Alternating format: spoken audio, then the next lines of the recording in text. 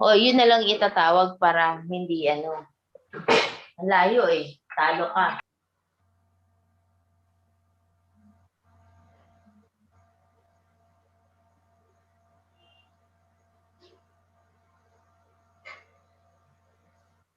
Hello, who is it speaking with her mic open?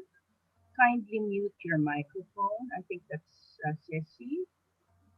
And please kindly mute your microphone.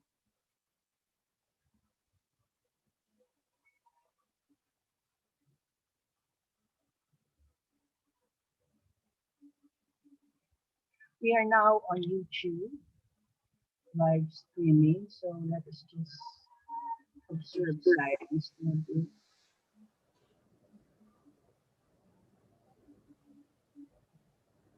We will start exactly at 8 o'clock.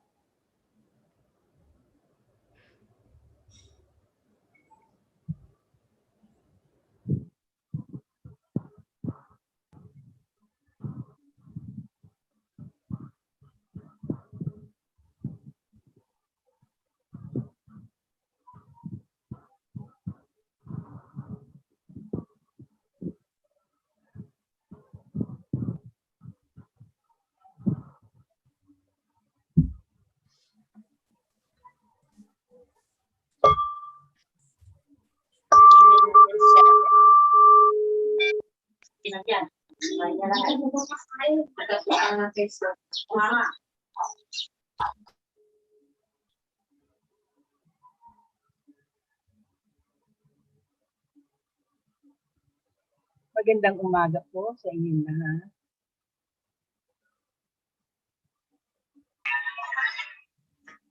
Napakaganda pong kasama namin po kayo dito sa Contemplative Day in Stillness, Silence, and Peace. Once a month, we gather at 2 o'clock. We gather at 8 o'clock in the morning for 2 hours. And the objective really is to have a micro recollection where we can practice Christian meditation at least twice, mindful breathing also twice, reflect on some biblical passages which will be delivered by our prayer leaders, and be inspired by a guest speaker. And this time it would be someone talking to us about nature calls to silence. And we will also have our time to share our individual reflections and ask questions from the inspirational speaker if you have anything to clarify. We also will open and end this micro recollection with chanting. They say music is one of the better prayers to commune with God. So let us begin. First, allow me to orient those who have not yet experienced the practice of Christian meditation with a very simple how to meditate. You see, Father John Main, the founder and the man credited for mainstreaming Christian meditation in contemporary Christianity, says the only thing, if ever, that you need to remember is one idea, and that is to say your mantra. But us, we always want to have more words to explain what to do and how to do it and why we should do it. So I would add to what Father John says that God has always been inviting us to come, be with Him, to know Him, to love Him. As early as the Old Testament, He had said this so and told us how to do it. The particular Old Testament, which is my favorite, that I quote to you that spells for us how to meditate, is from Psalm 46, verse 10. Be still and know that I am God. In our own tongue, Filipino, magsitigil kayo. Kilalanin niyo ako ay Diyos.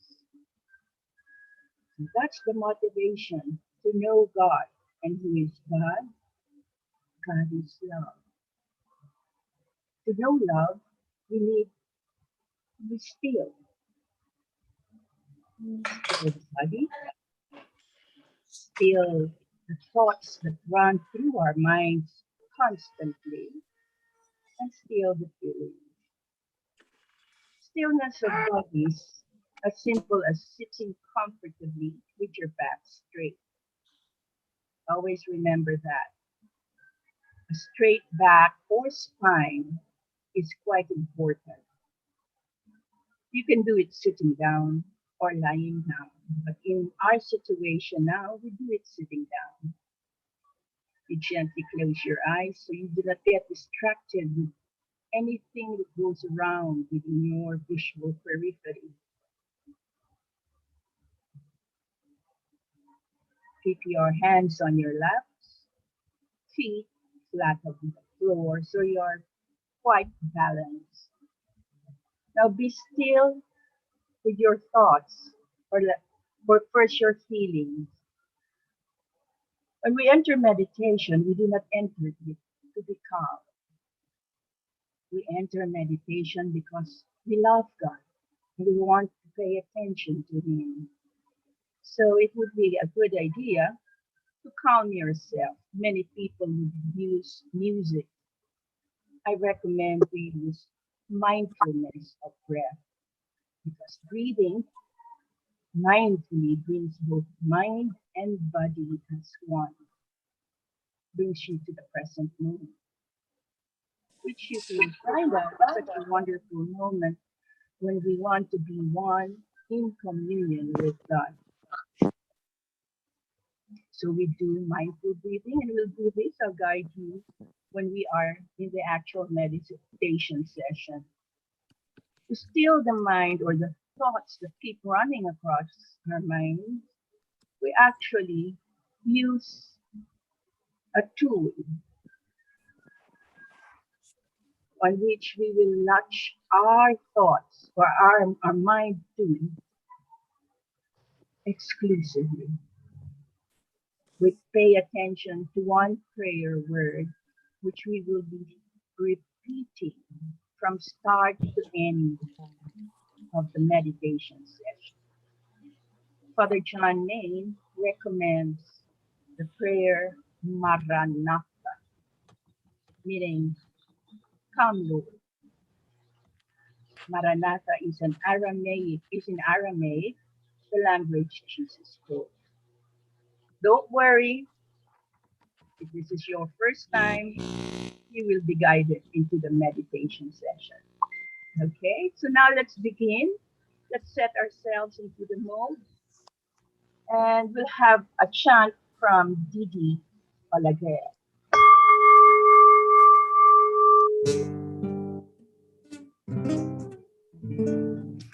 Ooh, ooh, salite Deo, salite. Ooh, alleluia, alleluia. Sing a new song to the Lord. Salite Deo, salite. For the wonders God has done. Hallelujah, hallelujah. Sing songs to the Lord with a harp. Salite Deo, salite. Praise God with a sound of music. Hallelujah, hallelujah.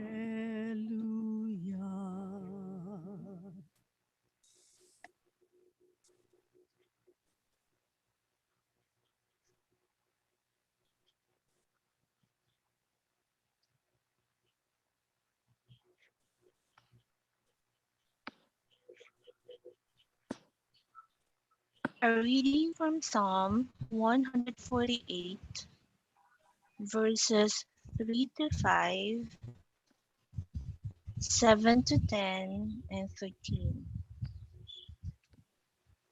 Sun and moon, shining stars, highest heavens, waters above. Praise the name of the Lord, for he commanded, and they were created. Sea monsters and all deeps, fire and hail, snow and frost, stormy wind. Mountains and all hills, fruit trees and all cedars, wild animals and all cattle, creeping things and flying birds. Praise the name of the Lord, for his name alone is exalted.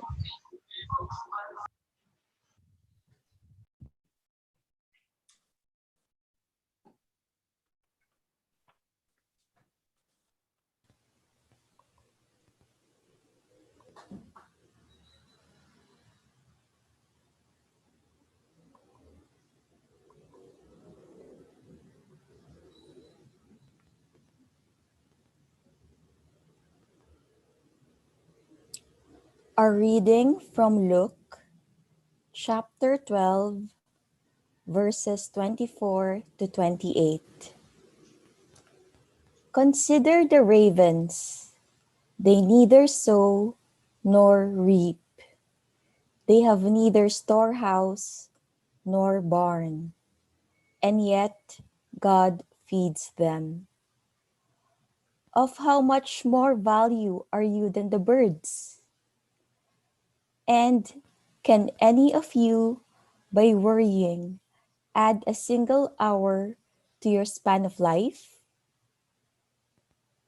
If then you are not able to do so small a things as that, why do you worry about the rest? Consider the lilies, how they grow. They neither toil nor spin. Yet I tell you, even Solomon in all of his glory was not clothed like one of these. But if God so clothes the grass of the field, which is alive today and tomorrow is thrown into the oven, how much more will he clothe you, you of little faith?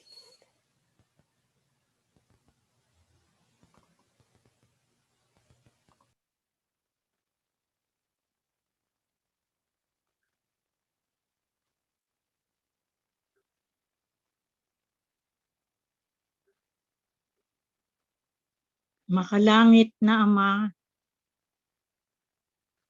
pakibuksan mo po ang aming mga puso sa isang katahimikan kasama ang espiritu ng iyong anak. Pangunahan mo po kami sa di malirip na katahimikan kung saan ang iyong pagmamahal ay ipinahahayag sa mga tumatawag ng Maranatha. Halina, Jesus.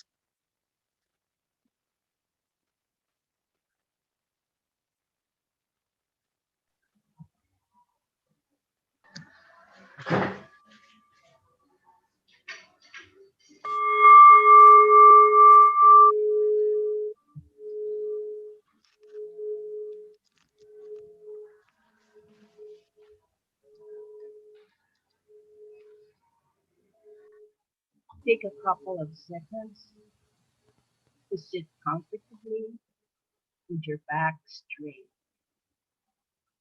Observe how your back is in touch with the furniture.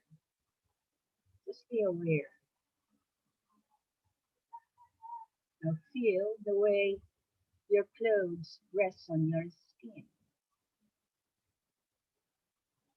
Be aware. Now bring your mind's eye or mind's attention to the breath of life God gave you. As the breath comes in through your nostrils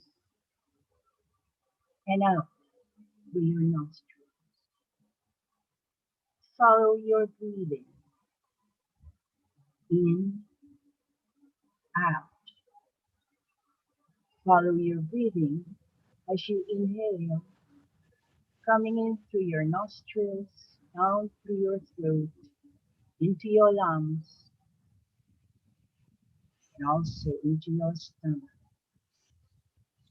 And as you are exhaling, contract your stomach, your lungs, your out through your throat, and on through your nostrils. Just be aware, following one's breath in,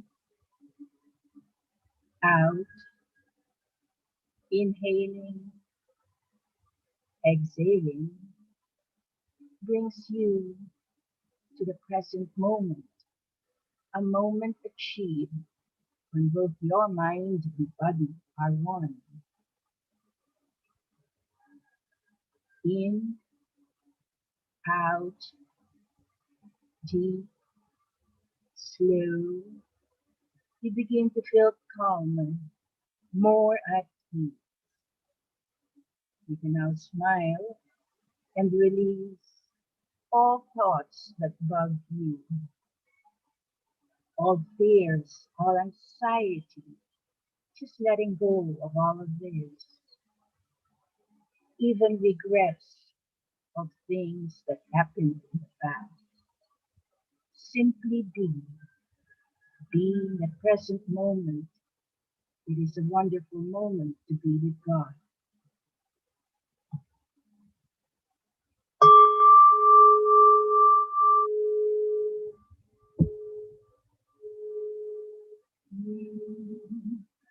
Out, deep, slow, calm,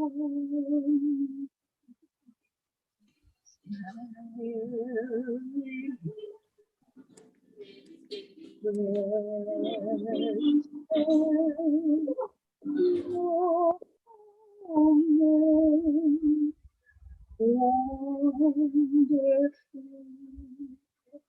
moment.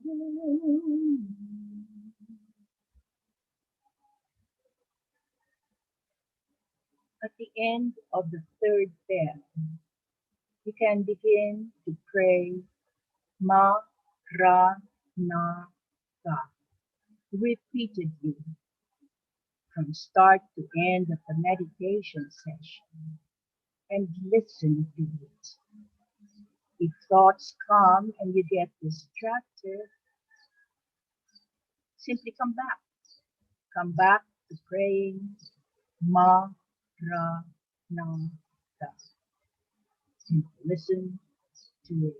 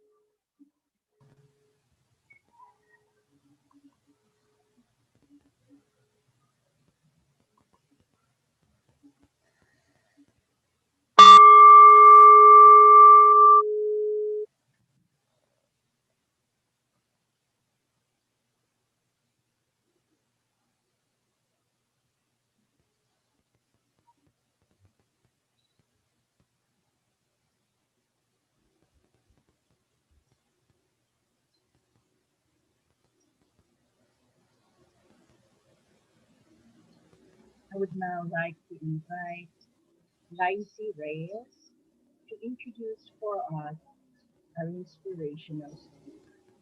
Lacey?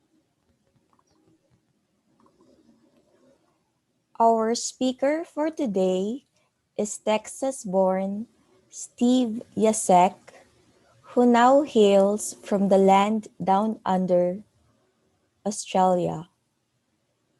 He is a retired accountant by profession and is now busy tending to his farm and enjoying how nature reveals its mysteries and simplicity to him.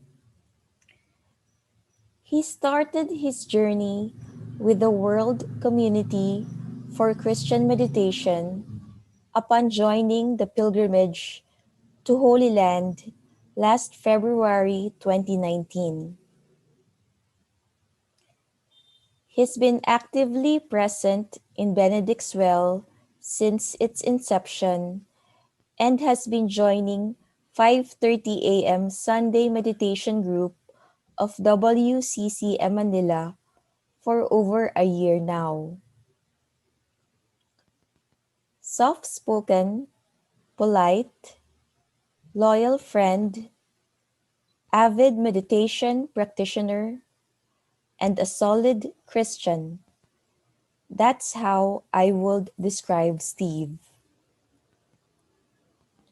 In his own words, he is just a simple person, trying and failing, and trying again to live each day with a little more awareness of God's presence in all things.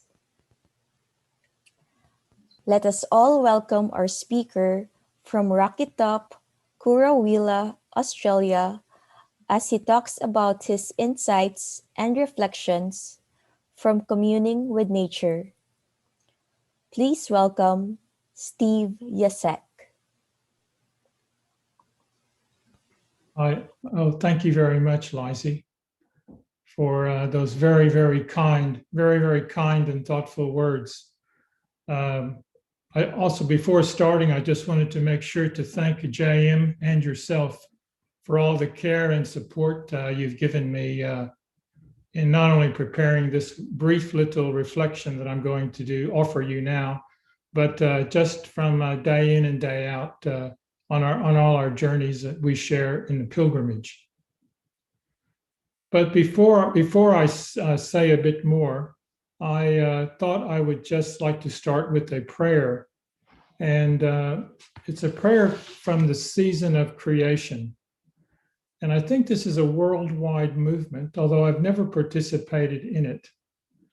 But it usually happens, it happens in Australia, in Brisbane, Queensland. It was held last year, and maybe it will be held this year too, I'm not sure.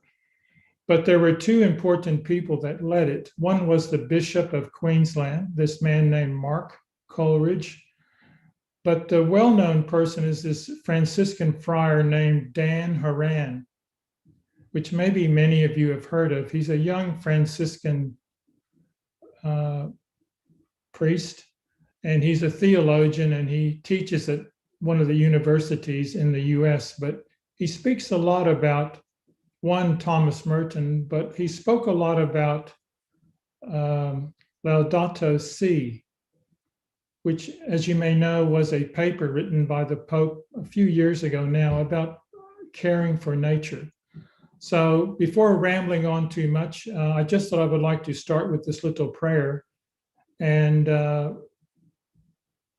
then maybe I'll go into a bit more after that about what the structure of my talk will be. So I'm going to now try to share my screen. So please be patient if I don't do it correctly.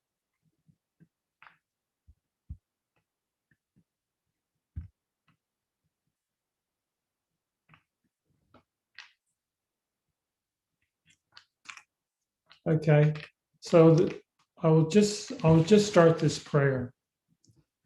Dear Creator of life, at your word, the earth brought forth plants yielding seeds and trees of every kind bearing fruit. The rivers, the mountains, the minerals, the seas, and the forest sustained life. The eyes of all look to you to satisfy the needs of every living thing. And throughout time, the earth has sustained life. Through the cycles of days and seasons, renewal and growth, you, Creator God, you open your hand to give creatures the food in the proper time.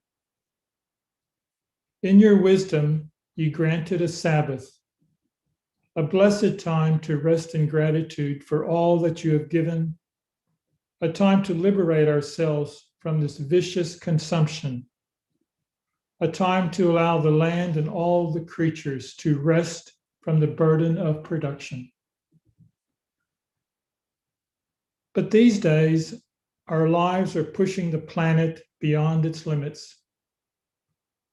Our demands for growth and our never-ending cycle of production and consumption are just exhausting our world.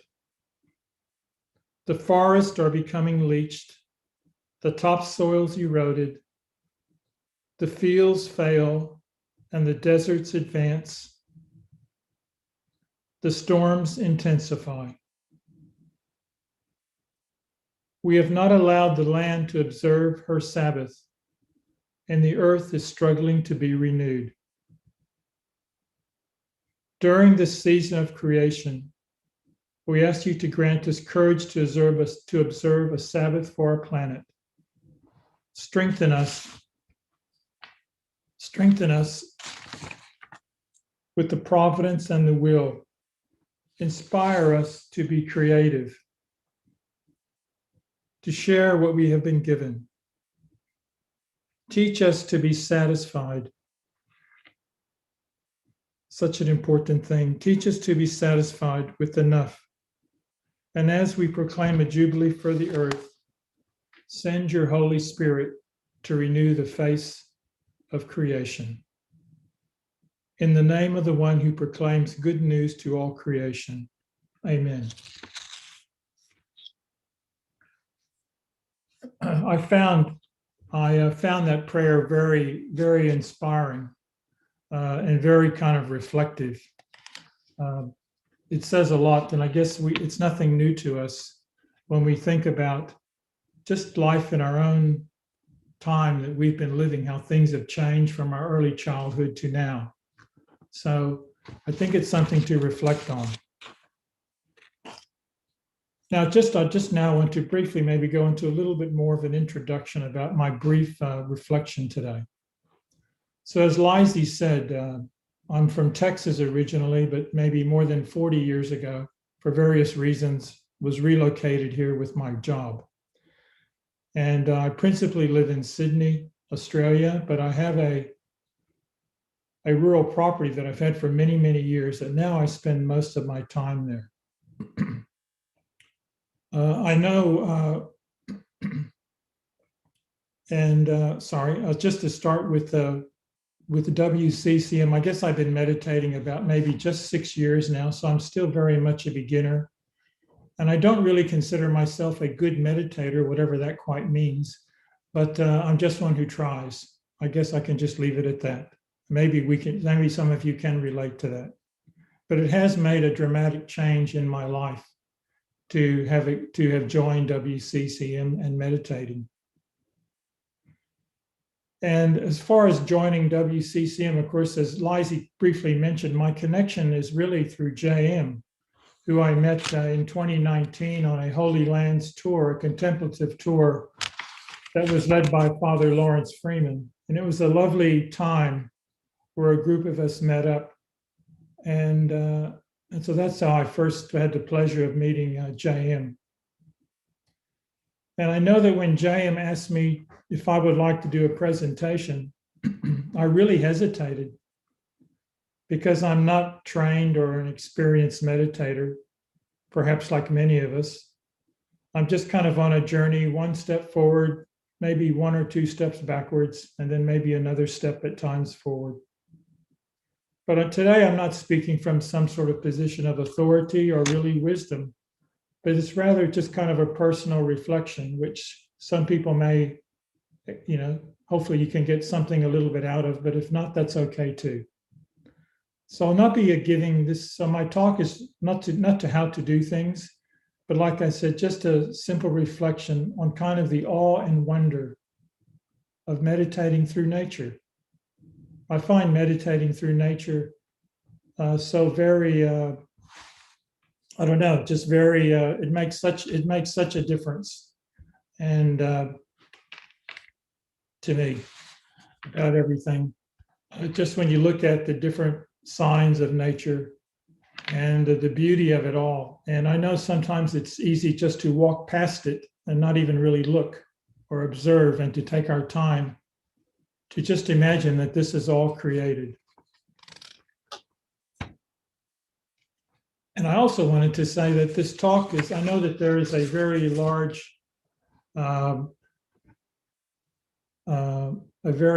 topic that I think WCCM and many other groups speak about, and it's called contemplative ecology, which is really about it's a much broader subject, and you could speak many hours on that, but this is really not about that today. This is just really just some of my thoughts about, and some photos, I guess, of reflecting on nature.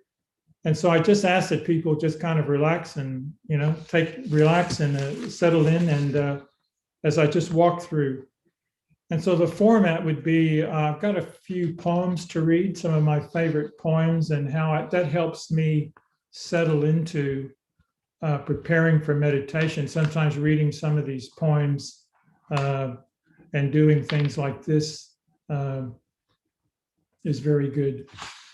But anyway, I just wanted to, and then if you would like to share anything as we go through, that is also fine. If there's something that you would like to speak about or know about, that is okay too. Now, I wanted to say something that I find quite funny is there's a acronym. I've noticed that many people talk about the word God, G-O-D. And sometimes there's many different things people have for this these three letters. I guess you may have seen all sorts of different sayings that come out. But for me, G-O-D can stand for go outside.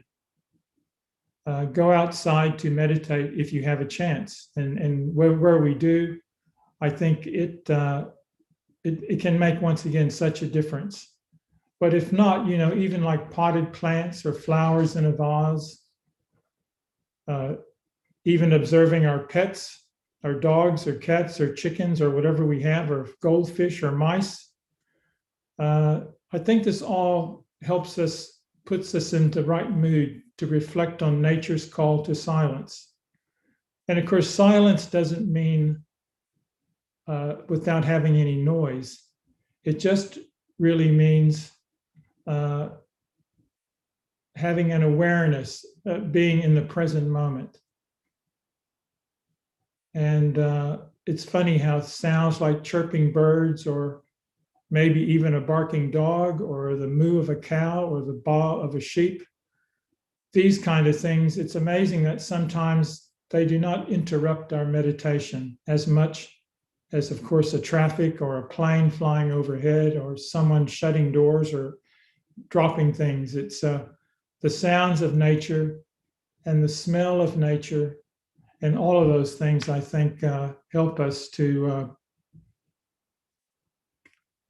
sort of help us to just sit back and just reflect on the beauty that's always right in front of us. And maybe sometimes we don't quite take in as we begin to meditate. And I think, as you'll see in some of these things, I also thought a lot about, people talk about this body of Christ, and whether the body of Christ, I heard someone say to me once that the body of Christ is for the living. But I kind of think, and maybe from what I hear, is the body of Christ is not only the living, but it's the past, it's the present, and it's the future. And it's not always the humans, it's creation itself is this body of Christ, whether it be the flora and the fauna and the people. So the animals, the plants, and the trees, this is all creation.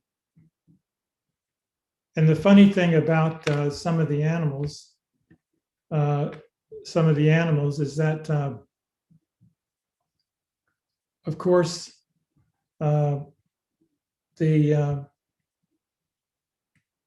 whether it's a geese or a longhorn steer or some sheep, of course, they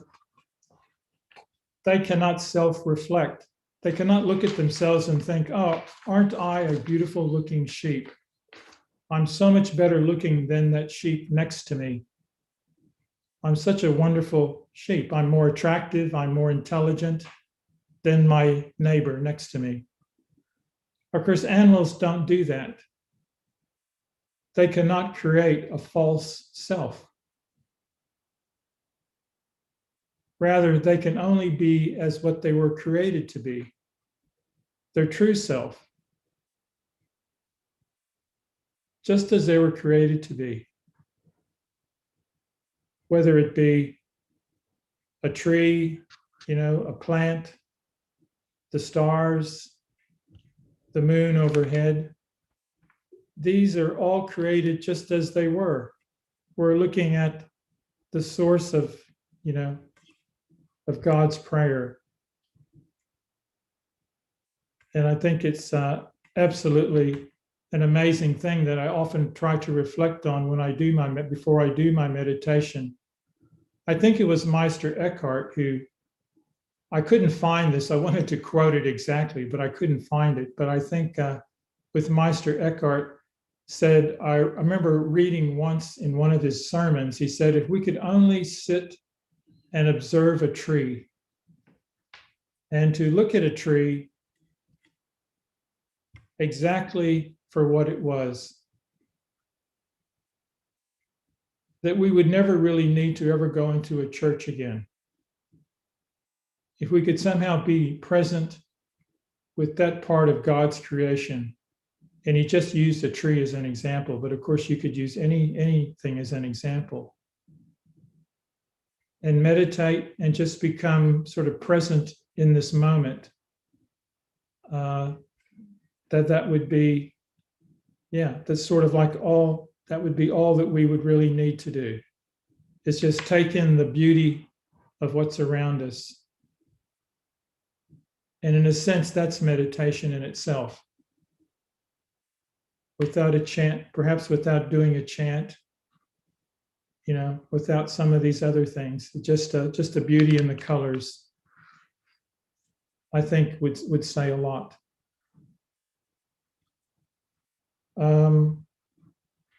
Okay. Now, I was mentioning that I wanted to do a few poems, and there's a couple of things. One I wanted to particularly talk about is this poet named Mary Oliver, which I think many of us would have read. She passed away, of course, as you know. But Mary Oliver wrote many things about nature and about God's presence in nature, and how if we sit and kind of observe what's happening, we can also become part of this, just become at one with this. And she's written, as you know, many poems. The one that I chose is called When I Am Among the Trees. So if you bear with me, I would just like to read it. And maybe as I'm reading it, if you could, maybe just we all try to hear what she's saying. So by Mary Oliver.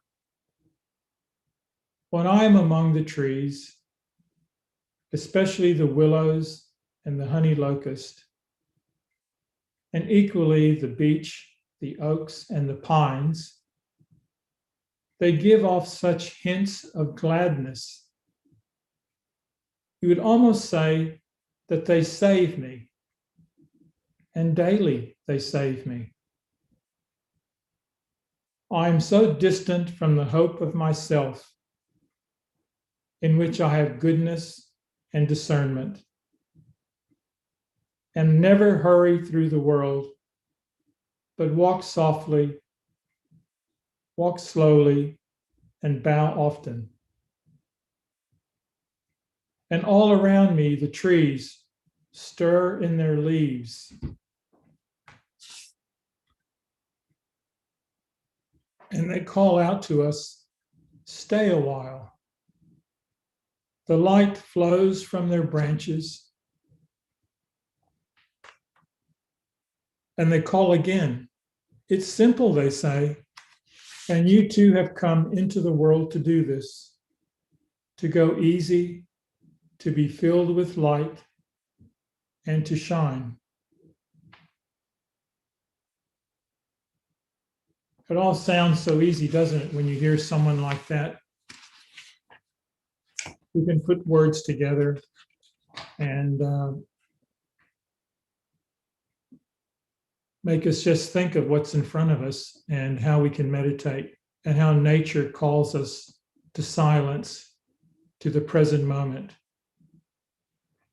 It always just, I just find it a little bit humbling to know that.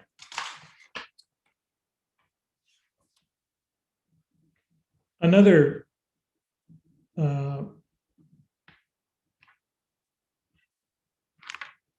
poem, I guess, or sort of a quote from someone that also I read at times to kind of inspire me before I go try to go outside as much as I can to meditate, is by Thomas Merton. And it's from his book, A Seeds of Contemplation, which I'm sure many of us know and have read. And so it's nothing perhaps too different or important. And it's called about, and so it's about the dance of the Lord. So I'll just go through a few lines of it again. If you, once again, please bear with me. I just think it's quite moving in our call to silence. Thomas Merton writes, "The world and the time are the dance of the Lord in emptiness. The silence of the spheres is the music of a wedding feast. The more we persist in misunderstanding the phenomena of life, the more we try to analyze them into some strange finality and complex purpose of our own. And as such, then, the more we involve ourselves in sadness and despair. But you know, it does not matter much, because no despair of ours can alter the reality of things or stain the joy of the cosmic dance, which is always right here. Indeed, we're in the midst of it.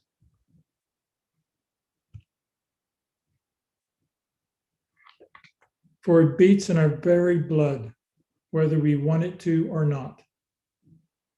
Yet the fact remains that we are always invited to forget ourselves on purpose and cast our solemnity to the winds and join in this general dance of creation."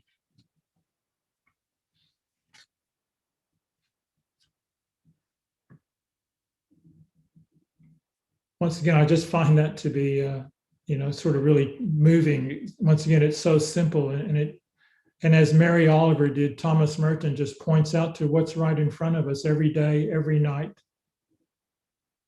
And as we all know, we've heard that our very chemicals that make up our body, the carbon and other things, are from stars. The death of stars who explode and produce these minerals and things that send out into the universe, and through creation we are all part. And I guess it's this saying, this kind of unboundless togetherness that we all are a part of, whether we are part of the stars or we are, whatever part we play in this, that we are all this amazing togetherness that nature and creation present to us. This is my feral cat who keeps me free of mice. But once again, I just something we could use to reflect on that I can use. And as Merton continues to say in another part of this book, a tree gives glory to God by simply being a tree. Same as an animal, same as those steers you see in front of on my screen now. They simply give glory to God for being what they are, exactly how they were created to be. There's no pretense. And so the trees and the grass and the steers and the sheep or whatever, they consent to God's creative love. It's expressing an idea which is in God and which is not distinct from the essence of God. And therefore, a tree or a steer or an animal simply imitates God by being what they are. By just simply being what they are.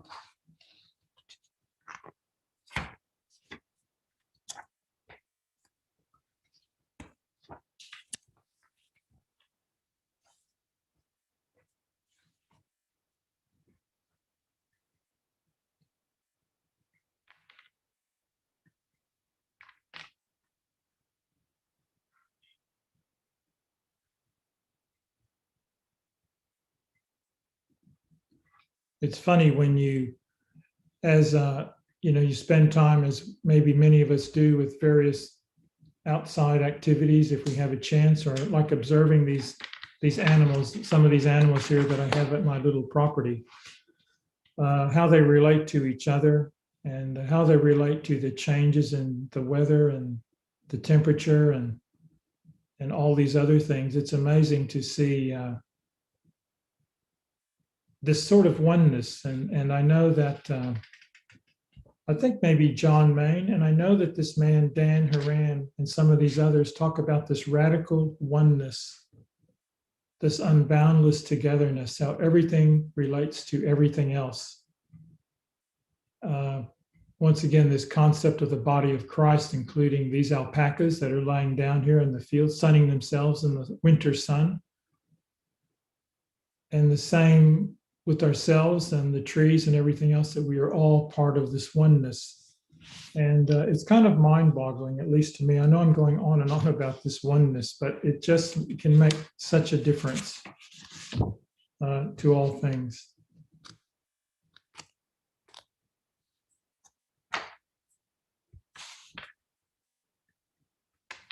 Now, I just wanted to, I just wanted to continue a little bit with another person who kind of inspires me when I think about nature's call to silence, is Richard Rohr.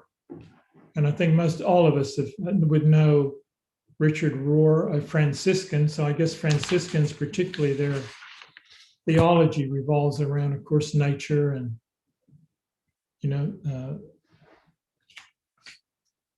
with St. Francis and those sorts of divine theologies. And of course, Richard Rohr talks a lot about, in various of his presentations, about nature and about this oneness.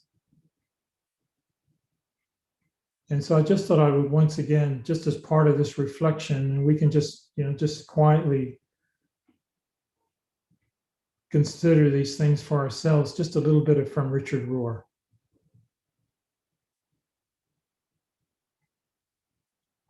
Richard says, the core message of the incarnation of God in Jesus is that the divine presence is here. It's right in front of us. In fact, it's inside us. And it's in all creation. And God and the divine presence is not only somewhere else, it's not over there, it's not over that horizon. It's not floating in the crowds. It's everywhere. It's in us. It's not in some far off place. And I guess and he says, as our society sort of moves forward, I'm just paraphrasing him now, but as our society moves forward into more technology and modern lifestyle, all of which is nothing wrong with that in itself, we move away from the indigenous people that were all parts of our country, whether it be the Philippines or Australia or the US or any place else. The indigenous people who were mainly, I guess, primarily agricultural based, either it be in the land or in the sea, in the ocean. And how they were connected with the land. And of course, the land they worshiped the land and they valued the animals and the trees and the weathers and the stars and all of those things. They were so much more a part of that. And as Richard said, it is in your wisdom, God. Richard quotes something from Job. He says, "Is it by your wisdom," God asked Job,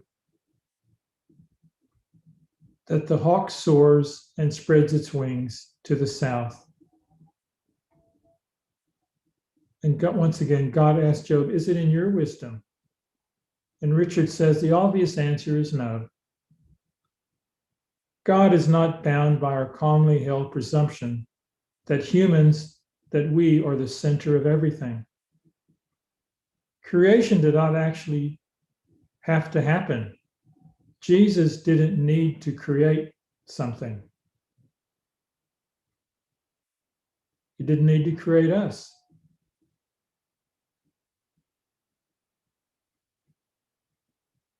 From the first moment of the Big Bang, nature was revealing the glory and goodness of the divine presence. All of this can only be seen as a tremendous gift for us, and a gift that I think is there for us to use to become closer to creation, to this creator God. And through this nature, through experiencing nature. Jesus came to live in it, live in our midst, and enjoy life in all of its natural variations. As Richard said, Jesus is the gift that honored the gift to us. He goes on to say, strangely, many Christians today limit God's providential care, his loving and divine care, to only humans. And very few of them at that. It's probably only the humans that think like us and look like us, not those others that come from some other country into and invade our own country, like refugees or immigrants. Maybe God doesn't need to care for them, but he needs to care for people that look like me and think like me and believe in what I do. And Richard says, how different are we from Jesus, who extended his divine care and generosity to sparrows, to lilies, to ravens, to the grasses of the field, and even the hairs of our head. God is not stingy. Maybe sometimes we think God is stingy, and we pray to God for what we want, even if it's at another person's expense or at the expense of nature. How can we imagine God is caring about us if God does not care about everything else, too? If God chose to just dole out care to that person or that thing, then we would always be so insecure and unsure. Are we among the chosen ones today that God will care for? Are we the lucky recipient? Yet once we become aware of this generous creative presence that exists in all things, in people, in nature, in the universe, we can honor this indwelling spirit, this inner source of goodness and worthiness that we all have and that all things have, whether it be, once again, a tree, a bird, a cat, an alpaca, a snowed-in steer. The true and essential work of all religion is to help us recognize and recover the divine image in everything. It is to mirror things correctly, deeply, and fully until all things know who they are.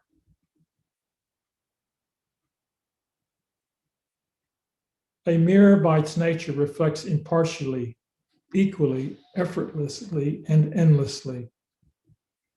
A mirror does not produce an image, nor does a mirror filter the image according to its own preferences or what it would like to reflect. A mirror can only call forth what is already there. And that, you could say, is kind of the purpose, in a sense, of religion, of being part of those types of things, is to, once again, it's just to see God's presence in nature and how nature can call us to silence. Speaking of like silence, I just wanted to, I know this sounds maybe a little bit silly, kind of a bit off the track now, but I know when I first attended the first Saturday, I think it was, of the month, and I saw this from JM, who sent out the thing about about the acronym CDSS. I wonder, what in the world does that mean? For whatever reason, I didn't read the words. I just saw the letters CDSSS. And I thought, I wonder, okay. I said, well, I guess the C must have something to do with contemplation. But the D and then 3 S's, I don't know, maybe it's some kind of directory of saints or something. Maybe JM is becoming a saint. I'm not sure. CDSS. Of course, she deserves to be a saint, but. And then I thought, when I obviously saw about particularly what the 3 S's meant, simplicity, silence, and stillness, I thought, what a perfect set of 3 S's to describe really what this is all about for me. Anyway. And sorry, I won't be going that much longer, but I just wanted to, a couple of more things to finish with. I remember, if any of you have heard of this man named Carl Sagan, he was a famous American astronomer who died many years ago now. And sort of like maybe to some degree, Albert Einstein in his own way was quite spiritual, because I guess through scientific work, they can start to see this connectedness, how some things are all connected and how nature works. And maybe it wasn't just an accident. Maybe there is something behind this. I remember Einstein had many things, and he believed a lot in a philosopher called Spinoza of the Middle Ages. But anyway, to get to the point, not to ramble on again, but Carl Sagan, who was an astronomer, and he was very involved with sending things to Mars many, many years ago. Some of the first things to Mars, maybe it wasn't, I don't know when the US first did that. Was it the 70s or something? He was involved in that.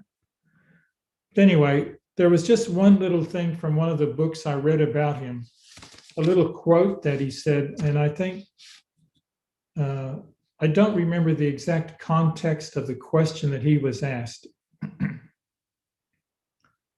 But I think someone might have asked him, why do you think the universe is so expansive that we can, as we stand here on Earth, we can never really see the beginning or the end, and it just seems to go on forever? And although, like looking at this photo, it looks like those stars and planets, and you can see through the middle of it is our own galaxy, Milky Way. The bright stuff is the Milky Way galaxy, part of one of the arms of our own galaxy. And how everything looks so close, but of course they're millions and millions of light years apart, and we can't even understand it really. But Carl Sagan, one of his answers was, he said, I think it's very providential that the stars are so far apart.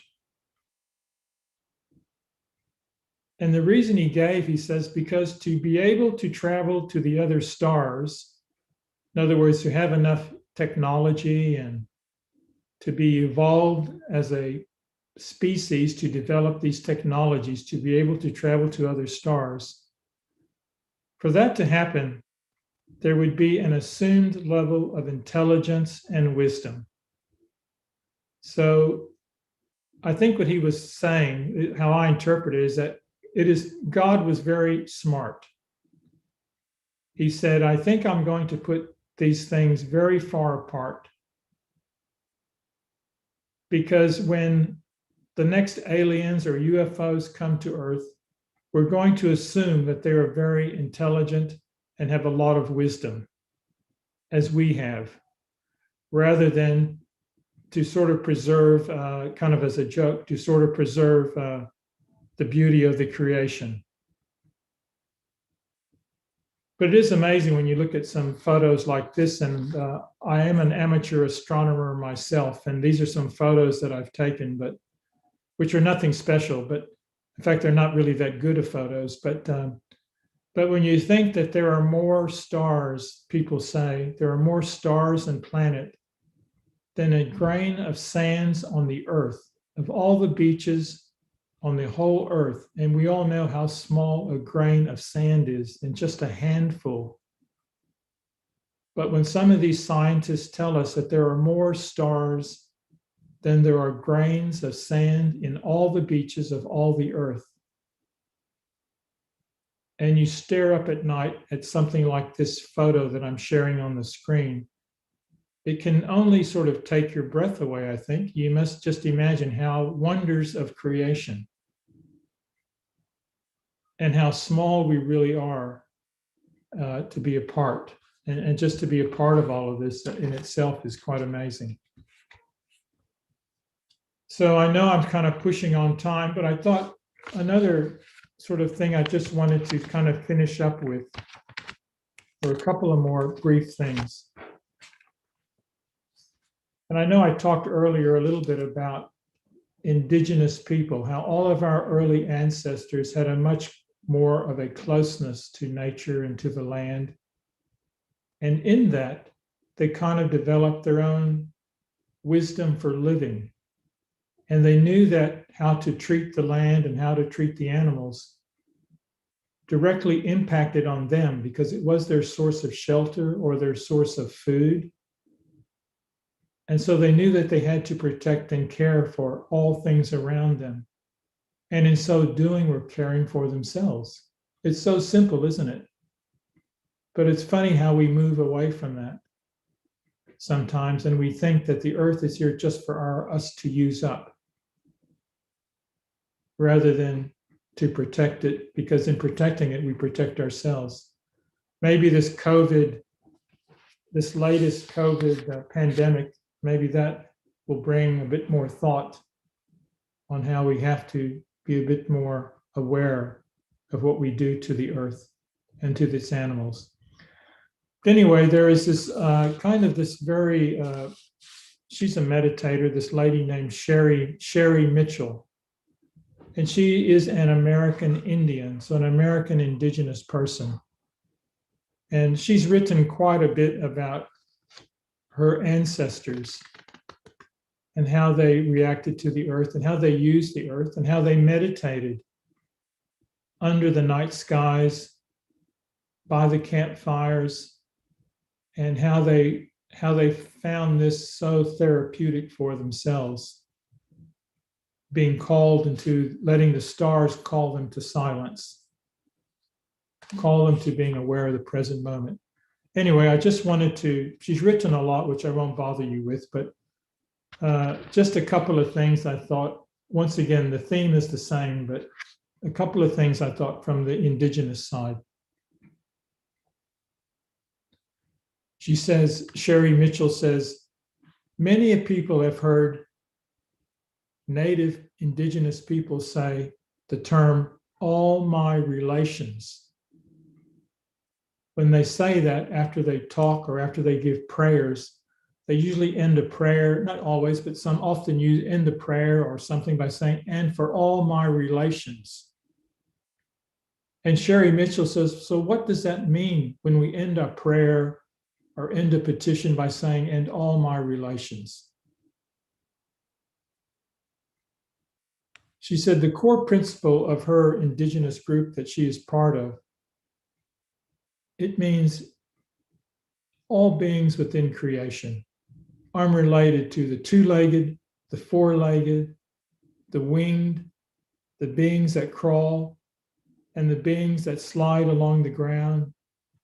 The plants, the trees, and the living earth are all our relatives. And she said this was a core principle of her indigenous tribe. Everything is interconnected and interdependent. The well-being of the whole determines the well-being of any individual part. We must recognize this connection in our prayers and understand that the whole is shifted by every action of every individual. There is but one life. There is but one breath that we all breathe. Therefore, when we take any action out in the world, even when we just pray for ourselves, we impact all life.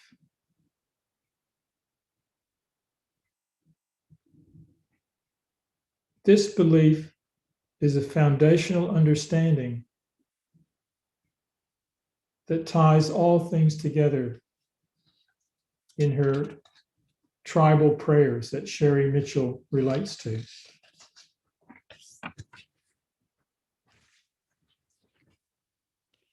Of course, she goes on briefly to say that it is not only enough to understand that we are all part of one living system, but we must take active steps to live in harmony with the rest of creation. We cannot adopt attitudes or beliefs that place us above the natural world. We cannot see ourselves as having dominion over the land, the water, or the animals. And we can't even see ourselves as being stewards of the earth. We are only keepers of a way of life that is in harmony with the earth. Every day we must try to act in ways that acknowledge that we are part of one living system, a unified whole. This understanding is very different from what many people hold. There are many different ideas about what does it mean to be unified. But as St. Francis often said, the land is a kin of ours, as is the sister moon and the sun and the planets. They are part of this lineage of life. Thus, we have an obligation to care for the land the same way that we care for each other.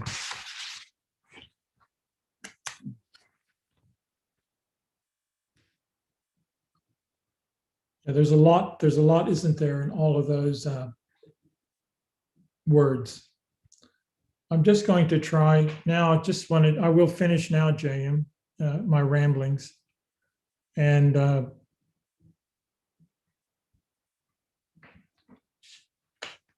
by something that by just finishing now with something that I've tried. And I don't know, I'm still kind of seeing whether this works for me, but it's called meditating with nature with your eyes open. I meditate, like many of us do, probably closing our eyes and as James said, taking the correct posture and breathing, controlling our breathing, and all those very important things. And this is some ideas that I've read by some very religious spiritual meditators, that for them, when they have the opportunity to be out in nature, this is how they choose to meditate. So I'm just offering this as, just something, just maybe you already know this better than I do, but I'm just offering this little approach. So I'll just read from what it says. It's called meditating with your eyes open in nature. And it says that this meditation can be done while sitting, standing, or walking. The time spent in nature can always be a form of meditation. When we put our full attention on what is around us, the earth, the trees, flowers, the animals, fresh air, the breeze, it's all a form of meditation. Allow yourself to experience the sights and the sounds and the smells without trying to label what they are or becoming mentally involved with them. Notice how your mind tries to name and evaluate everything. Like, oh, look at that beautiful bird. I wonder what kind it is. Is it here all winter or does it leave? When our mind tries to analyze what's in front of our eyes, just try to let them go. Simply experience the color, the shape, the sound, or the movement of the bird, or whatever else you are looking at. Just simply try to let it be an experience without meaning and without reference to any other experience. Experience everything with kind of an open awareness. Really see what's in front of you. Notice what's in front of you, as if you've never seen it before. In a sense, as if you've just landed in a new world, a new place, a new planet, and you're just looking. You're not trying to figure it out or analyze it. You're just becoming absorbed in the moment, in the present moment. As always, when the mind wanders and becomes caught up in thought, simply bring it back to the experience of nature. Just try, it's also difficult, our monkey minds, but try to just experience the nature.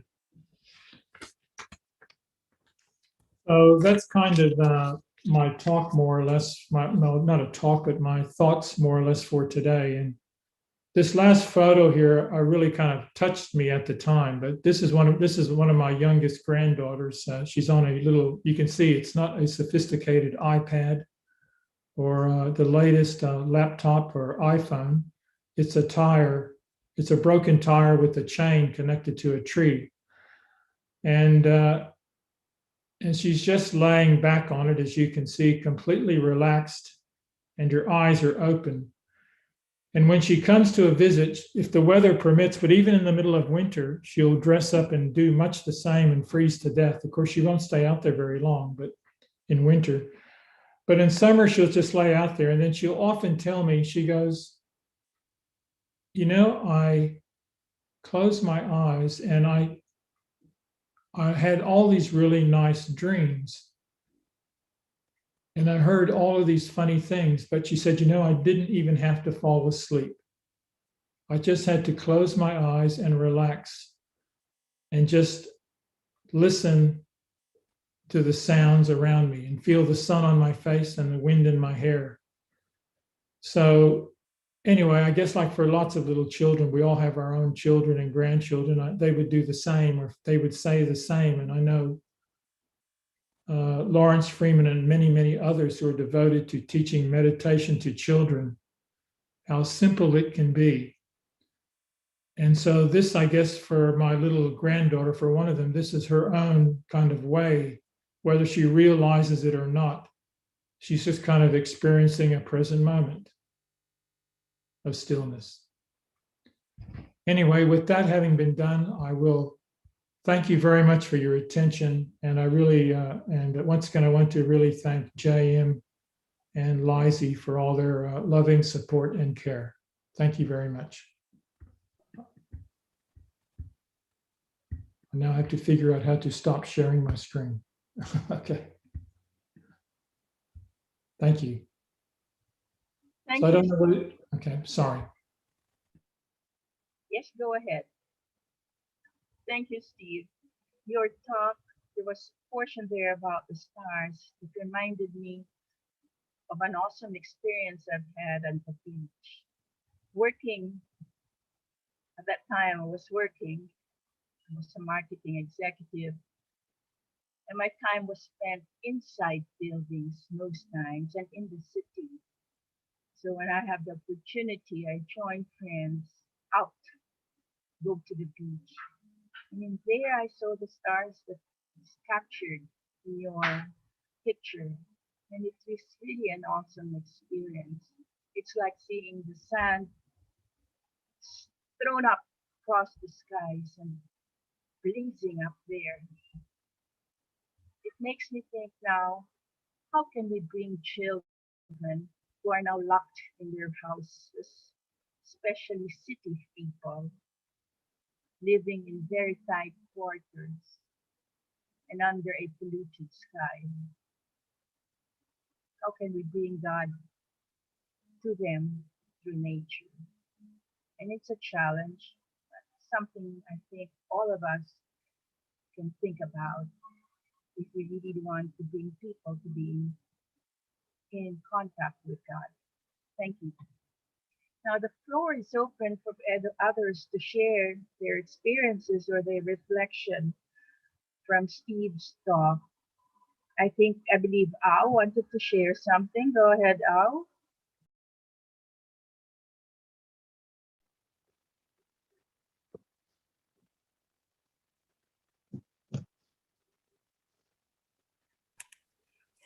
Yes, thank you, JM. Good morning.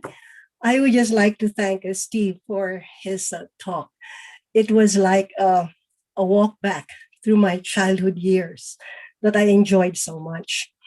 And while you were talking about the body of Christ, including all of creation, I remember one talk I listened to on Saint Hildegard of Bingen. And she has this creation theology, which is the same, that God incarnates himself in creation.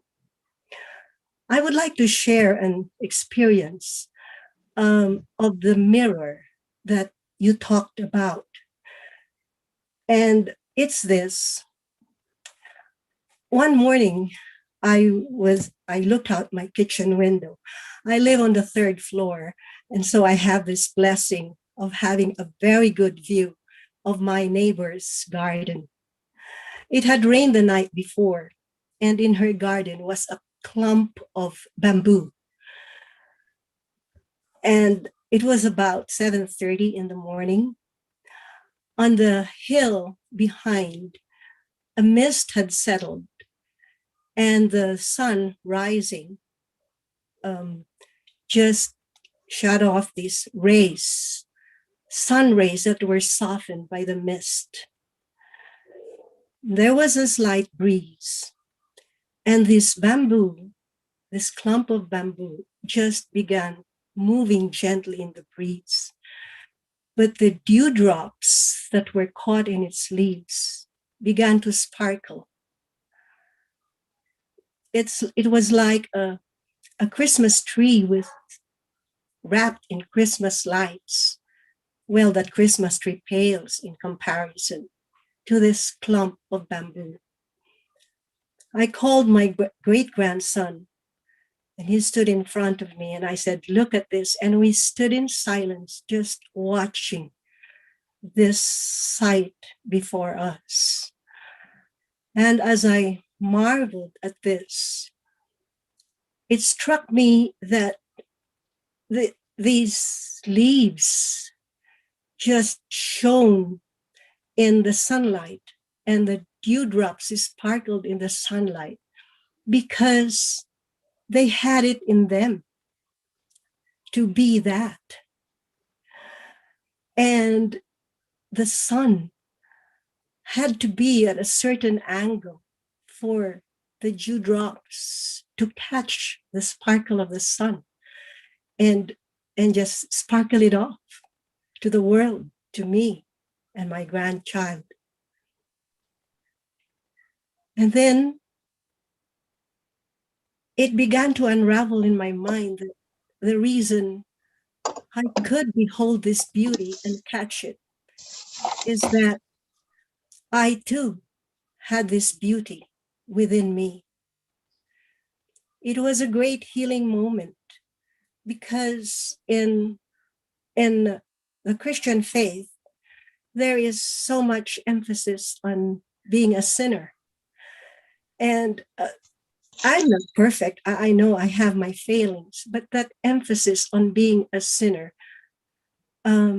focused on, led me to focus on my own unworthiness, which Father John Main used a term to describe this place of unworthiness as a obstinate, false humility.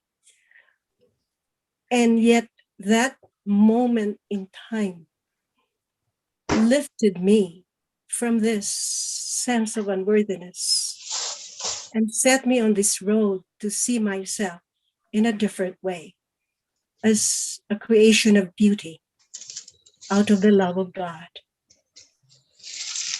And as my grandson and I enjoyed this, thrilled at this, then my grandson turned around, looked up at me and said, "Grammy, I'm hungry."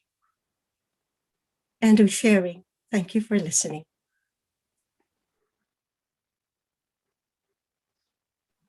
Thank you all. Now, is there anybody else? I thought I saw Jessie. Jessie, would you like to share? Jessie is from Malaysia, one of the leaders of Malaysia, WCC. Ayaw magsara yung freezer.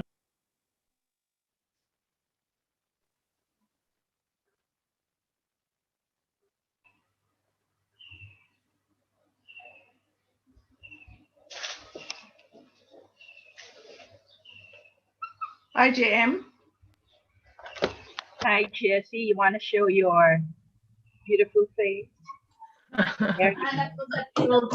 So beautiful face. Okay. I just give a short sharing. I enjoyed the talk by Steve. Well, after listening to him, it really makes me realize how often I take nature for granted and often ignore the fact that God has created such goodness for myself and for other creations that I have not really appreciated all this. And with Steve's talk, I believe I have been drawn into more awareness, and I will definitely take creation as a more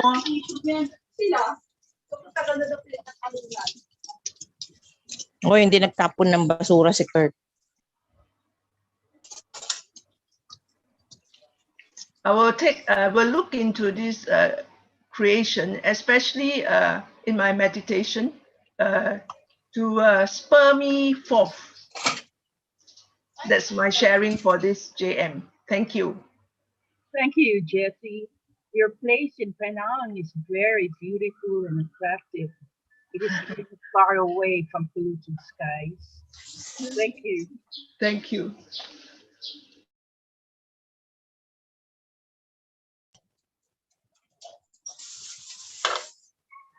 I see our friend Lydia. Hi, Navia. Navia is from Indonesia, that's right? Would you like to share, Navia? Hi. Oh, well, thank you very much, Steve. It's a lovely talk this morning, of course. Yes. Uh, what's made me feel we are really, really one, I think. Not only in a spiritual way, also in the real way. Well, nowadays, science and spirituality, I think, find a uh, find a parallelism that the science and the spirituality point to the same thing. That's wonderful. And what is amazing about the mystic is they knew it long time ago before the science can prove it. And now with the science can prove that that we are really, really one in a physical way also. That's make us more can it's our left brain maybe not no more rejection. The left brain, okay, you cannot reject. This is real. So what our right brain tell us about, we are all one in spirit, in the breath, in everything. That the immanent is dwell within. And now our left brain cannot say not. Our left brain only can say yes, that's true. And it's the amazing thing. Father Pete Griffith and Rupert Sheldrake, I think, they talk about Rupert Sheldrake talk in a scientific way, and Father Pete Griffith translated in a spiritual way. He said about the liveness of this cosmic is the angel. That's so beautiful. And we are, and they are guiding us. We are born from this cosmic.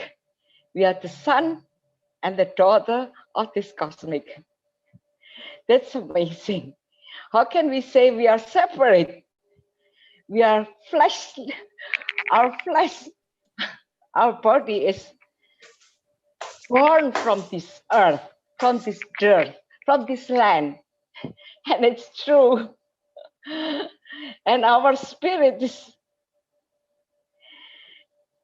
is thy breath. So amazing. Thank you, Steve. Thank you so much, Jem. That's my sharing. Yeah. Thank you, Navia. Wonderful sharing. Yes, we should really feel the oneness. Hindi mo makaw. Stimulate. Anong bago? I just would like to request our friends to mute their microphones. All right, so we have time for one last sharing of reflection, feedback for Steve.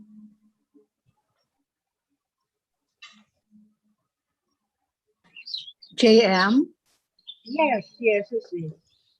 Yeah. Good morning. Thank you, Steve, for that very inspiring and refreshing and very moving inputs about God's love, about God's creation.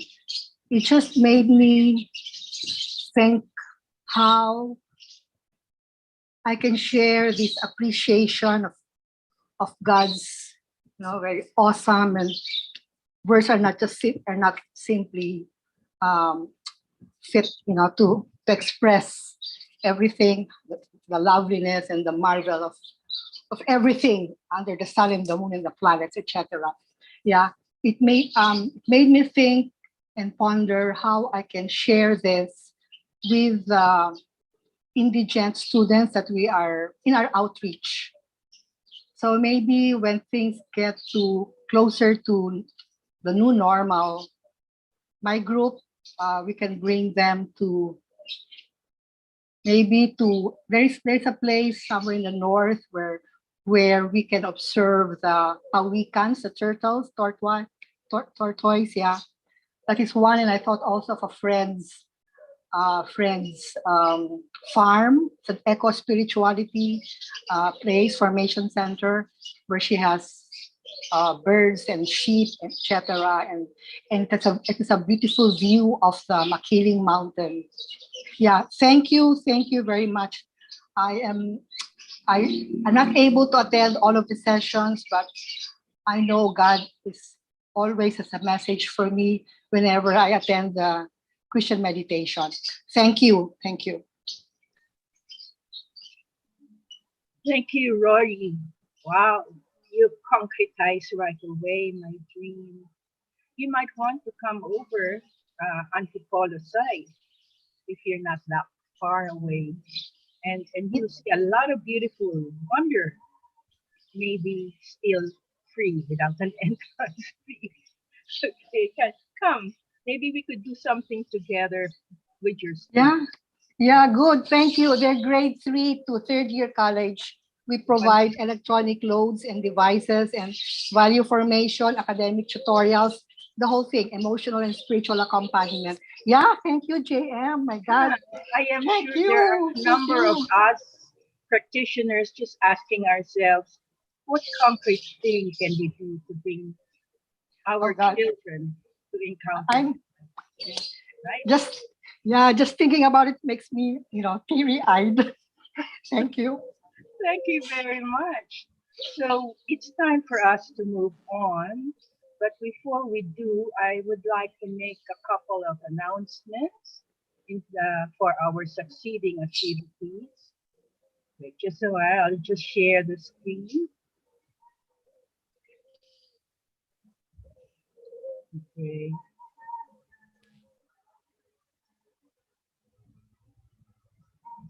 Very good. Is it coming out?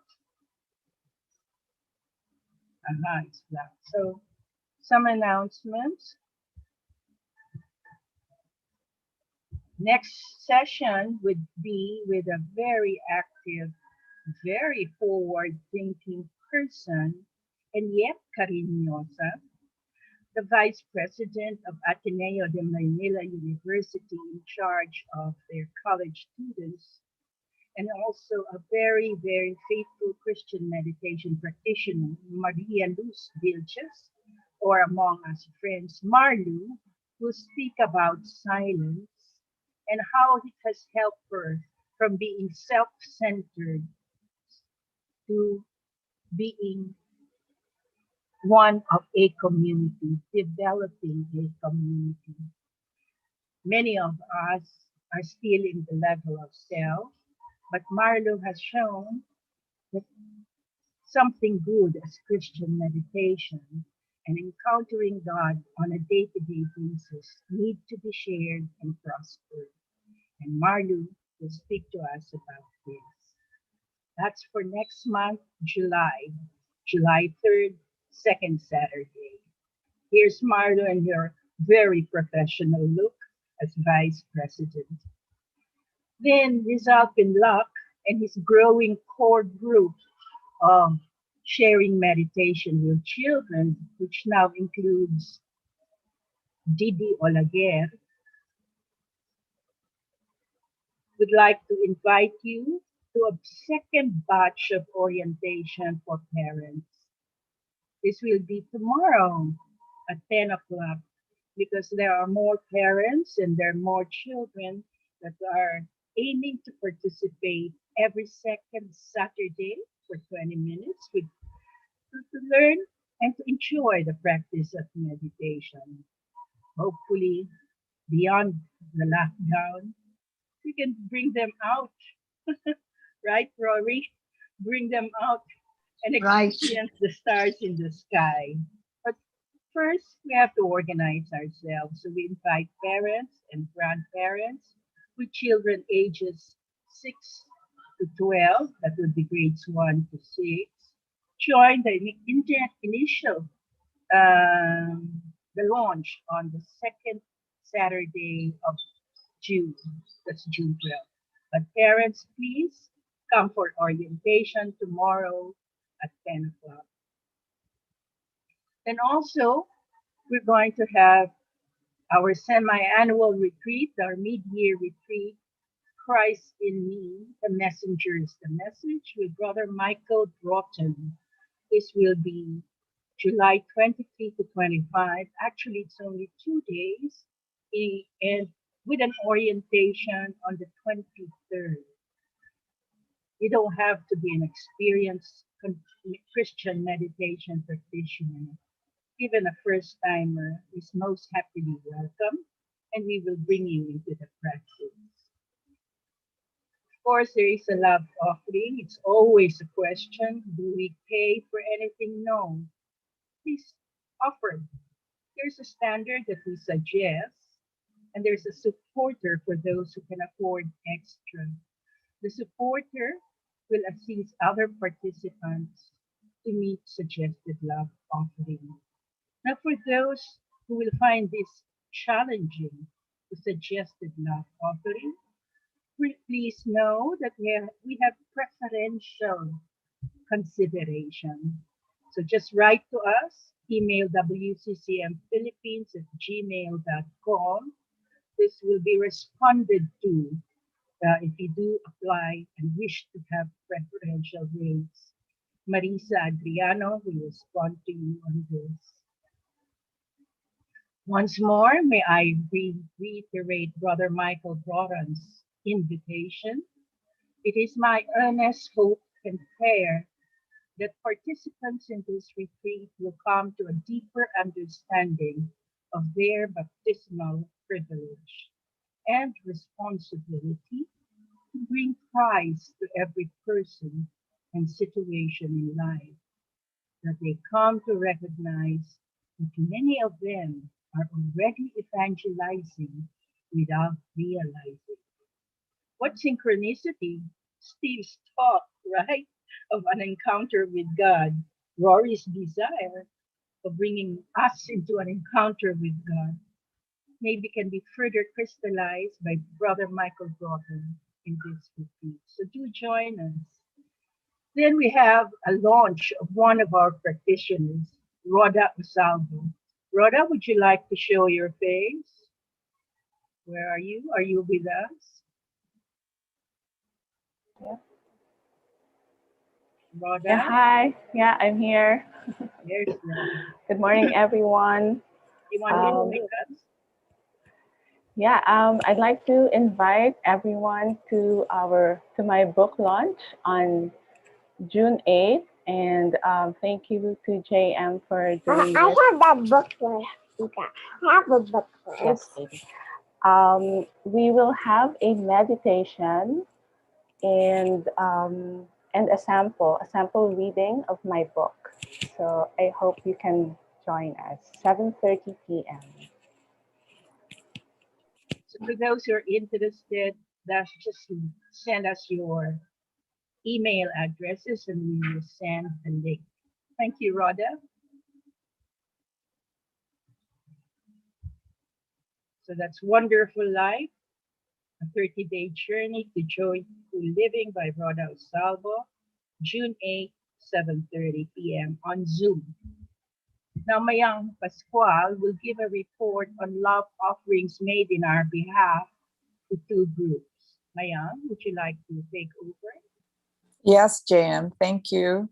At the start or at the end of April and the start of May, I came across these two appeals from two friends, Sister Nova Dizon, who is a psychotherapist of our family and who lives with the Aitas in Zambales in a wellness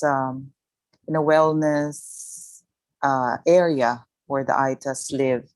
And during the pandemic, and this time she asked for relief. The Aitas they plant, however, they don't have rice.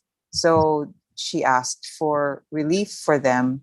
And so we gave thank you for your love offerings, because we're able to give back to the indigenous group of Aitas there for their sustenance. And the other appeal came from Sister Cory Evidente, the administrator of the Hospicio de San Jose, saying that they have their pantry is diminishing of milk, canned goods, and adult diapers and diapers for kids.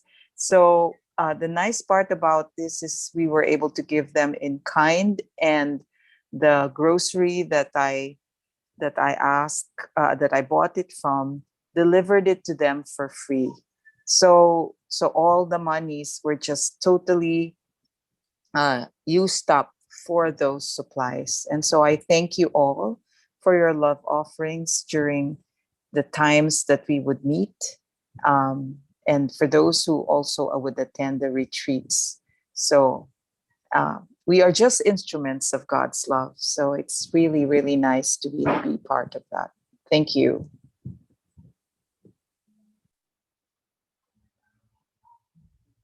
Thank you, Mayang. Thank you very much. The love offerings mostly came from our retreat last year. During our Advent retreat, the participants shared beyond what was suggested. And from that little extra, your community was able to share. We're not in the business of making profit. We're in the business of creating opportunities for encounters with God. And Mayan so aptly requested us and presented that giving to the ITES and giving to the Hospicio de San Jose is one way of making God felt among them. Okay, last but not the least, we have Gilbert Lima Chow, a natural healing proponent. We will have an hour with him right after this session. So stick around for those who have some questions about healing. Salamat po.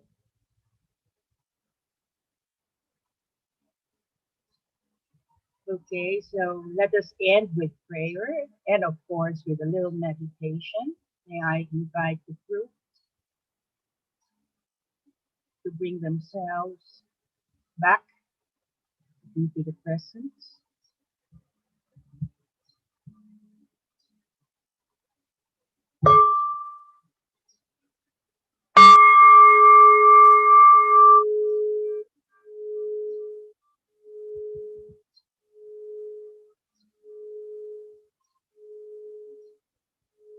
Sit comfortably.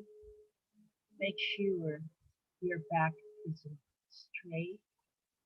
Hands on your lap, palms on your laps. Eyes gently closed. And just begin to be aware of your breathing.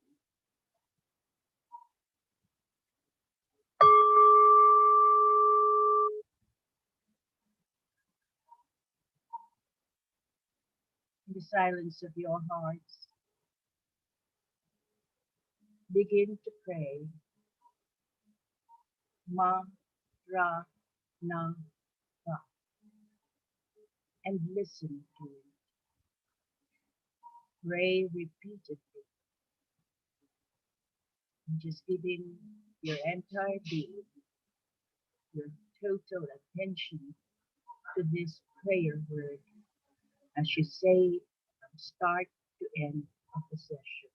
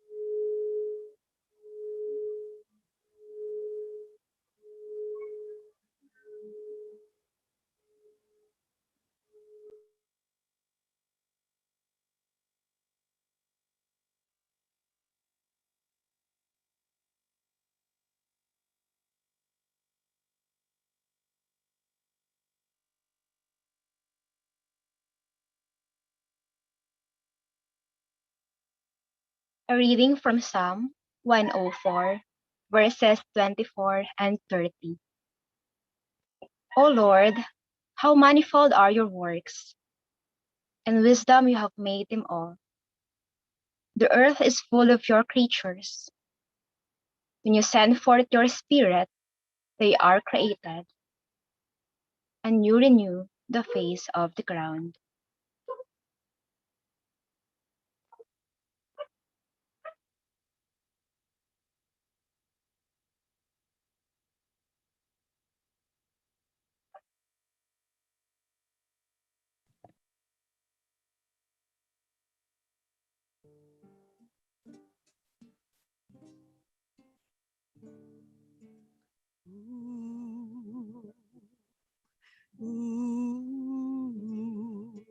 Salite Deo, salite.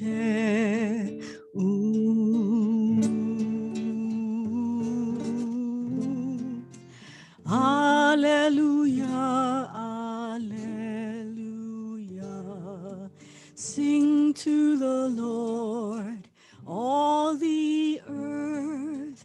Salite Deo, salite Deo. Sing out your joy. Alleluia, alleluia. Let the rivers clap their hands. Salite Deo, salite. And the hills sing out their joy. Alleluia, alleluia.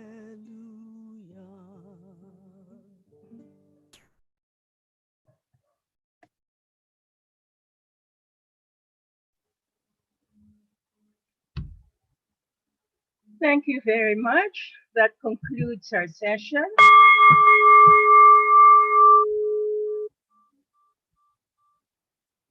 We'd like to thank our guests from Malaysia and Indonesia, Jessie, and who are our guests? Navia. Budi, TM. I Yes. brought Budi, my friend. I don't know if she's still here. I think I saw Budi. Yes, I saw Budi. Budi, you want to say hello to us? Is I she think still he here? left already. Okay. That's okay, but he was here with us earlier. Yes. And thank you too for those from the USA that despite the time difference, you are with us. Thank you very much. And if you wish to have more information about the things we announce, our contemplative days, the Kindle for children, meditation for children, or you wish to join the book launch of Rhoda, just email wccmphilippines@gmail.com and we will get back to you ASAP. So that's it. Thank you. And those who wish to stay for Gilbert, just hang on. Can we all give some kind of a clap for our prayer leaders? Amy, Icy, Miley, Kadali, yes, and best of all, the biggest clap for Steve Justice.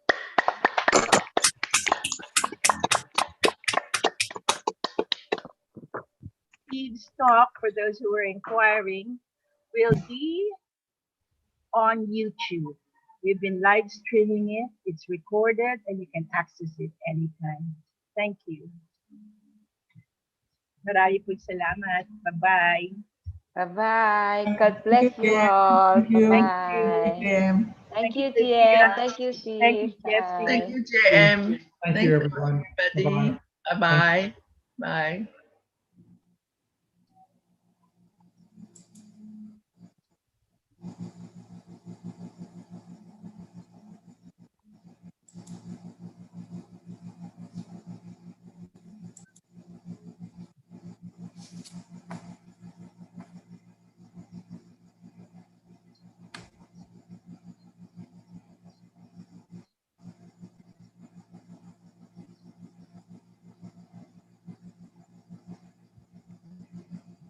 All right.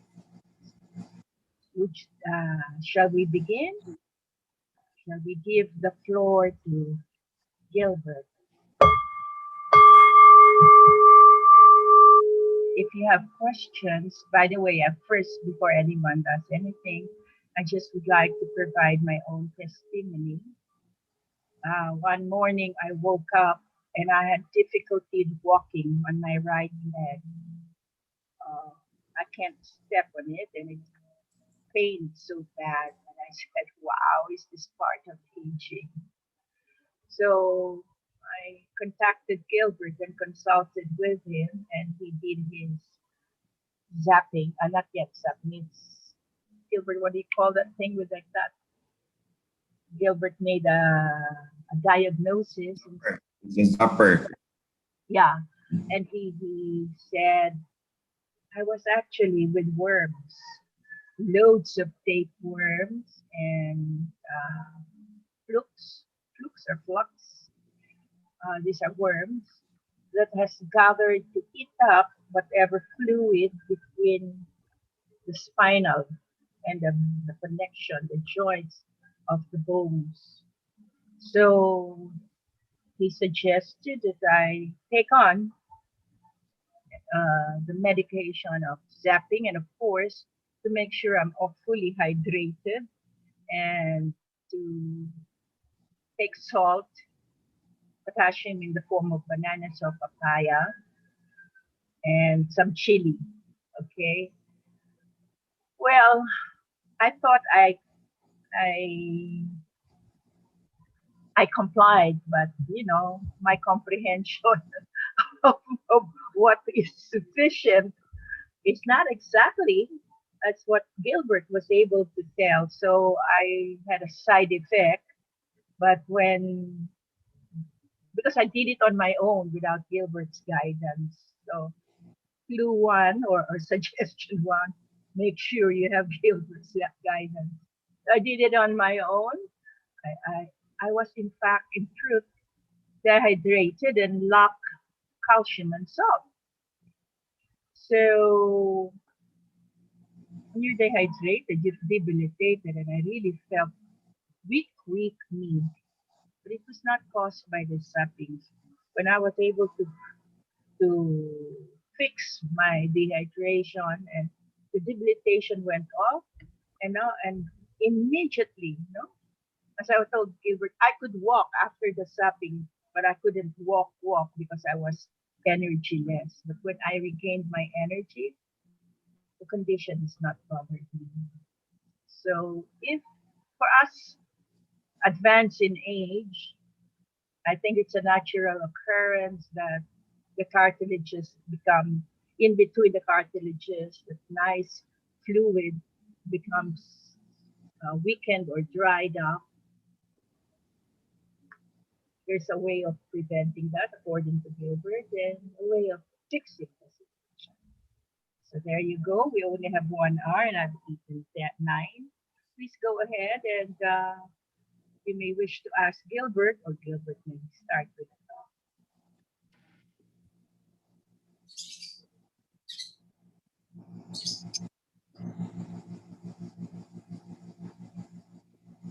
Go ahead, Rory. Yeah. May I ask the opinion of Gilbert on whether I should revert to the use of mineral water for drinking instead of continuing with the water filter system that uses the reverse osmosis? I was talked into it, and then I Googled and I saw different opinions, and one was that we might be depriving ourselves of the needed minerals for our body. That's all.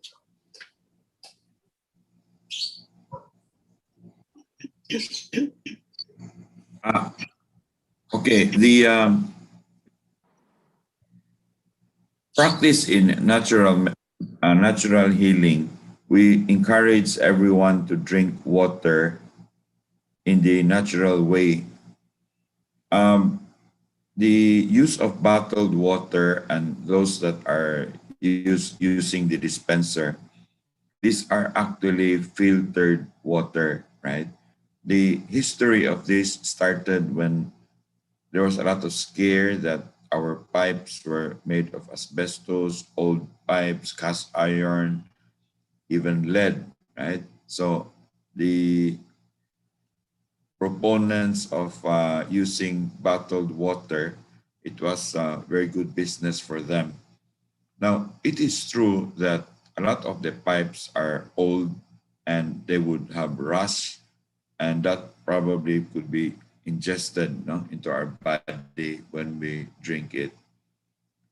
But we also found out that when you filter all this water, you also filter the minerals. And continuous drinking of water from the bottle or the dispenser, the big blue jar there, will result in mineral deficiency. And that deficiency will lead to grave consequences, right? Including cancer. And that's what happened to Dr. Diliaco himself on his admittance, that he was drinking a lot of distilled water, filtered water. That happened to my brother. I warned him, I saw him drink, but he reverted to something, but it was too late, right? He developed cancer of the colon. Now, why? This is a long explanation. Now, if you get very little minerals in the body, that's called mineral deficiency. But there's also such a thing as the opposite of that, which is called mineral overload, right? When you get too little vitamins, you get vitamin deficiency. Again, there's an opposite to that. It's called vitamin toxicity. For example, vitamin C, if you get too much of it, there's no problem. Vitamin A, vitamin E, this can have vitamin toxicity. Now, that's one reason why we want everybody to go back to the water in the faucet, because that has touched ground. And once it touches ground, it absorbs minerals from the ground, because water, the rainwater, distilled water, has a natural affinity for minerals. The other reason why I'm personally against bottled water, because it has been confirmed, right? My own niece studied medicine and then studied medtech before she became a studied medicine. I asked her to check with her teachers in the medtech department at Silliman, and she said, "Tito, I don't think so." I said, "Well, you ask your teacher." And then they confirmed that a lot of bottled water actually has parasites in them, right? It begins with the Pseudomonas, which is one of the simplest, and it can survive with very little nutrition. Right? And then it attracts worms. It's worms there. It's very hard to clean, right? Bottles and the water itself. So, having said that, a lot of people also do not like to take water from the faucet, from the Manila water, or here in Dumaguete, we call the Dumaguete City Water District, because it's chlorinated. So to overcome, to make sure that the chlorine is not there in the water, do not drink from the faucet right away, right? For a lot of people, for me, I'm not very particular about that, because the amount of water, amount of chlorine is, to me, insignificant.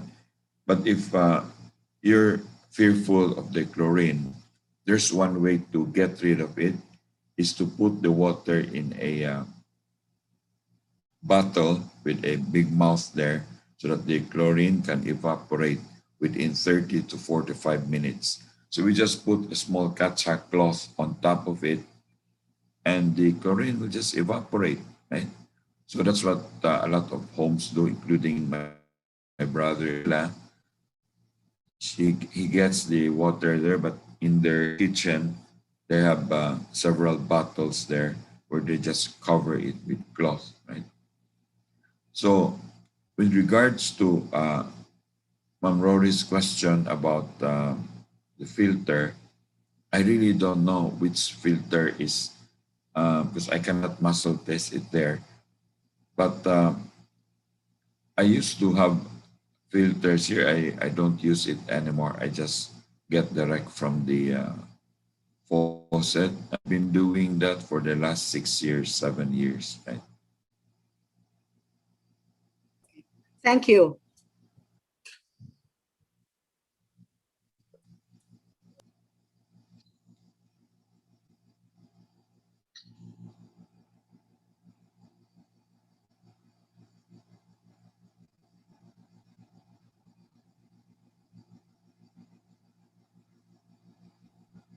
Sir Gilbert, Yes. can you hear me? Joy Katula here. Good morning, Yeah, I everyone. can hear you, Joy. Good morning. Sir Gilbert, is there a way to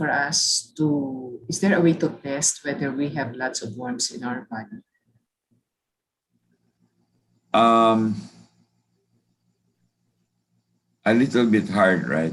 We have to do muscle testing, right? We have to do muscle testing. So, why are you concerned now? You have Nothing. I'm just curious. yeah, a little bit hard, if you don't learn muscle testing. The way that they do it in conventional medicine is to examine your stool, right? But there's a limitation there because if the worms are outside of the GI tract, then normally they check for cyst, right? They call that cyst, CYST, the same as the cyst tumor, the same spelling. But that is good if the worms are only in the gastrointestinal tract, right? But most of the worms that we see now are actually outside. And how did it come out? There's a theory in alternative medicine, in natural healing. We call it the leak, right? There's a um, leakage that which doctors do not believe that they are invading all parts of the body. And no matter what we tell them, they said there's no evidence. The strongest evidence I can share with you this morning is that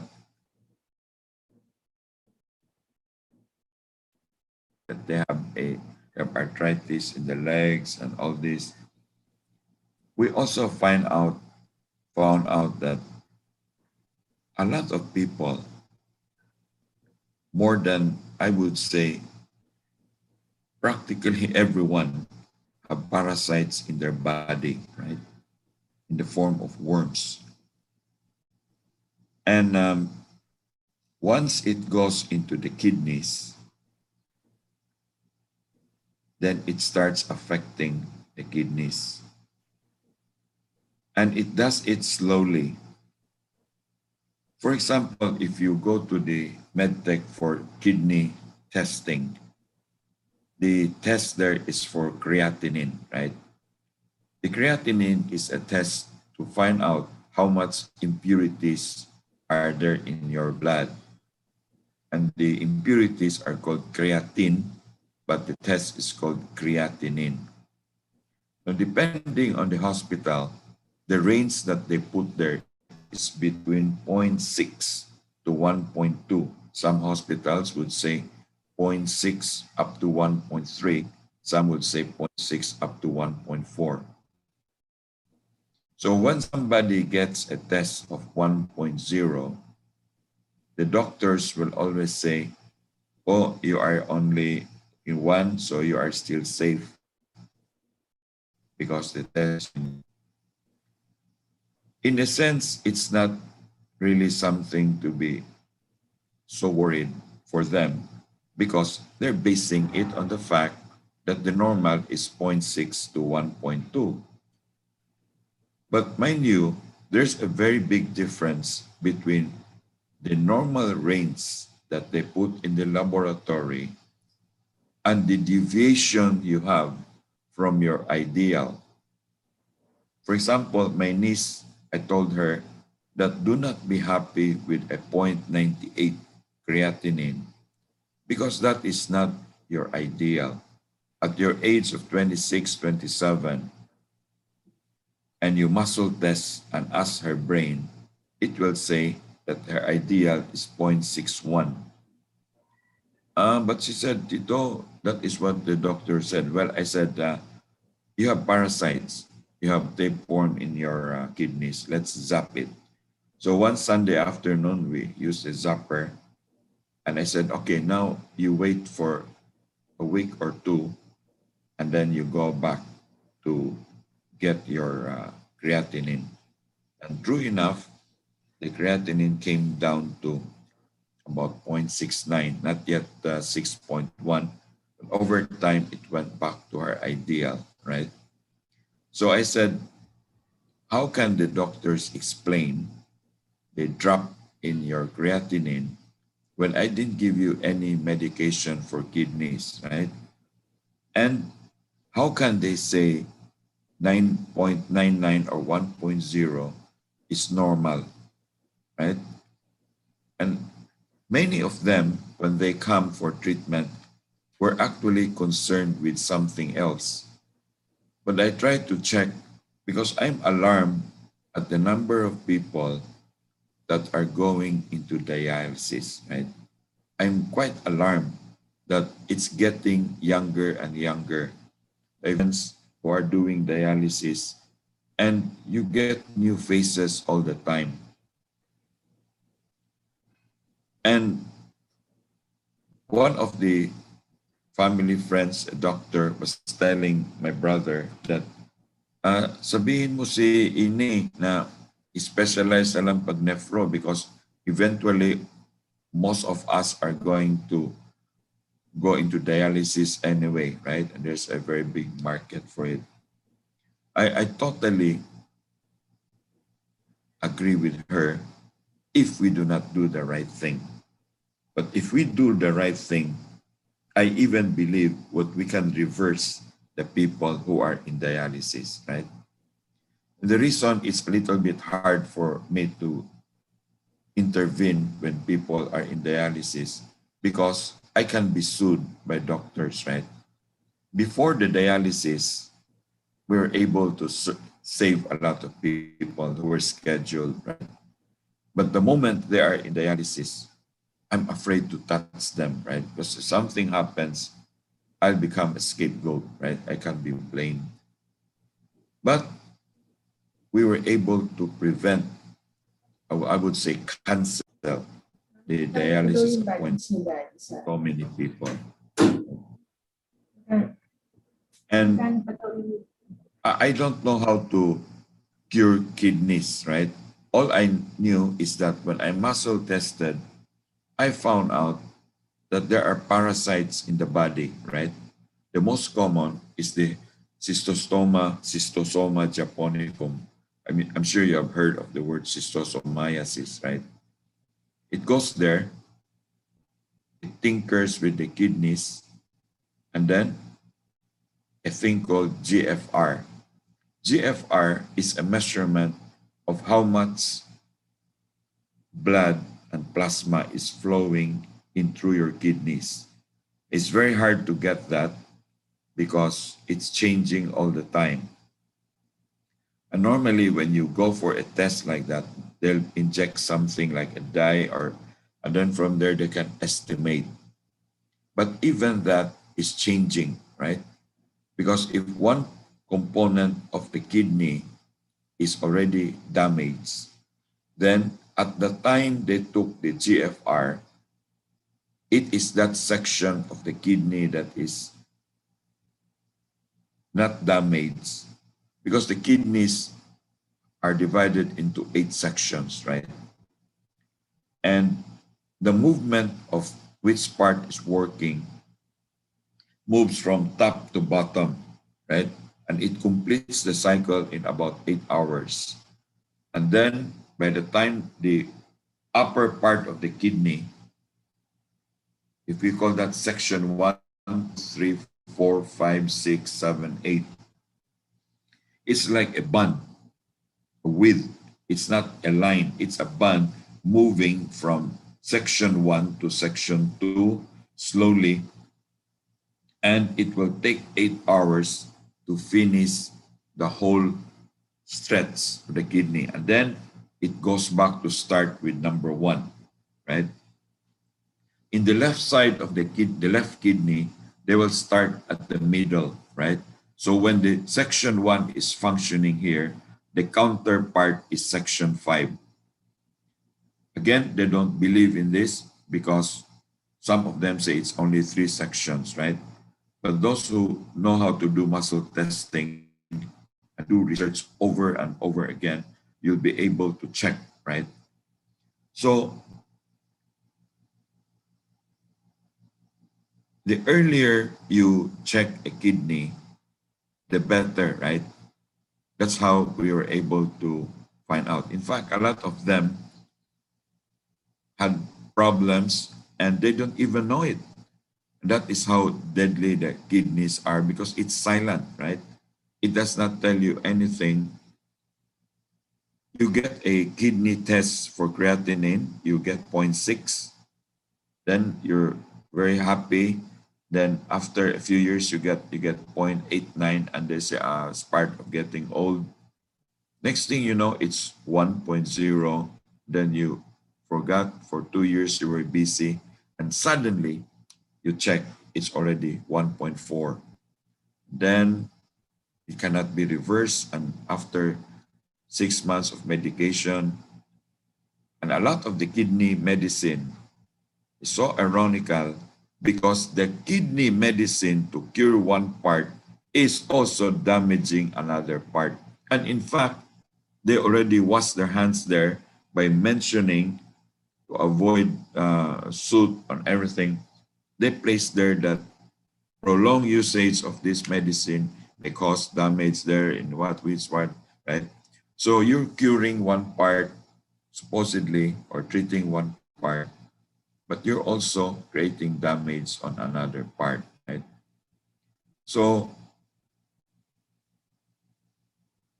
people are so obsessed with the SARS-CoV-2 virus, the corona, the COVID-19, and a lot of these treatments in kidneys are postponed because doctors are afraid to show up. So instead of being checked every 6 months, they get checked once a year, and sometimes it becomes irreversible, right? And there are a lot of other things to worry about, the kidneys, the liver, but the obsession is only with the COVID-19. And it's good to be cautious about the COVID-19, but in our overemphasis on the COVID-19, we are now missing out on the other things, right? Like the cholesterol, heart, the one, right? So anyway, Joy, let's try to check you now. The glomerulofiltration rate of Joy now in the kidneys is about 10, 20, 30, 10, 20, 21, 22, 23. 23. Let's check again. 10, 20, 21, 22, 23. The left kidney of Joy Gatdula is doing 1, 2, 3, 4, 5, 6, 7, 8, 9, 9. And then the right kidney is doing 1, 2, 3, 4, 5, 6, 7, 8, 9, 10, 11, 12, 13, 14. So both are doing less than 27. The ideal of Joy should be for both kidneys, total glomerulofiltration rate should be 10, 20, 30, 40, 50, 51, 52, 53, 54. So it should be doing about 27 on each side, right? But you're doing only, what did I say, 7, 6, left, 1, 2, 3, 4, 5, 5, and then the right kidney is doing 1, 2, 3, 4, 5, 6, 7, 8, 9, 10, 11, 12, 13, 14. So when you go for 54, that's the normal. When it goes down to 40 something, they call that stage 1, right? And it keeps going down. They have different stages, 2A, 2B, and then 3, and then 4. And when you go below 15, then you become a candidate for dialysis, right?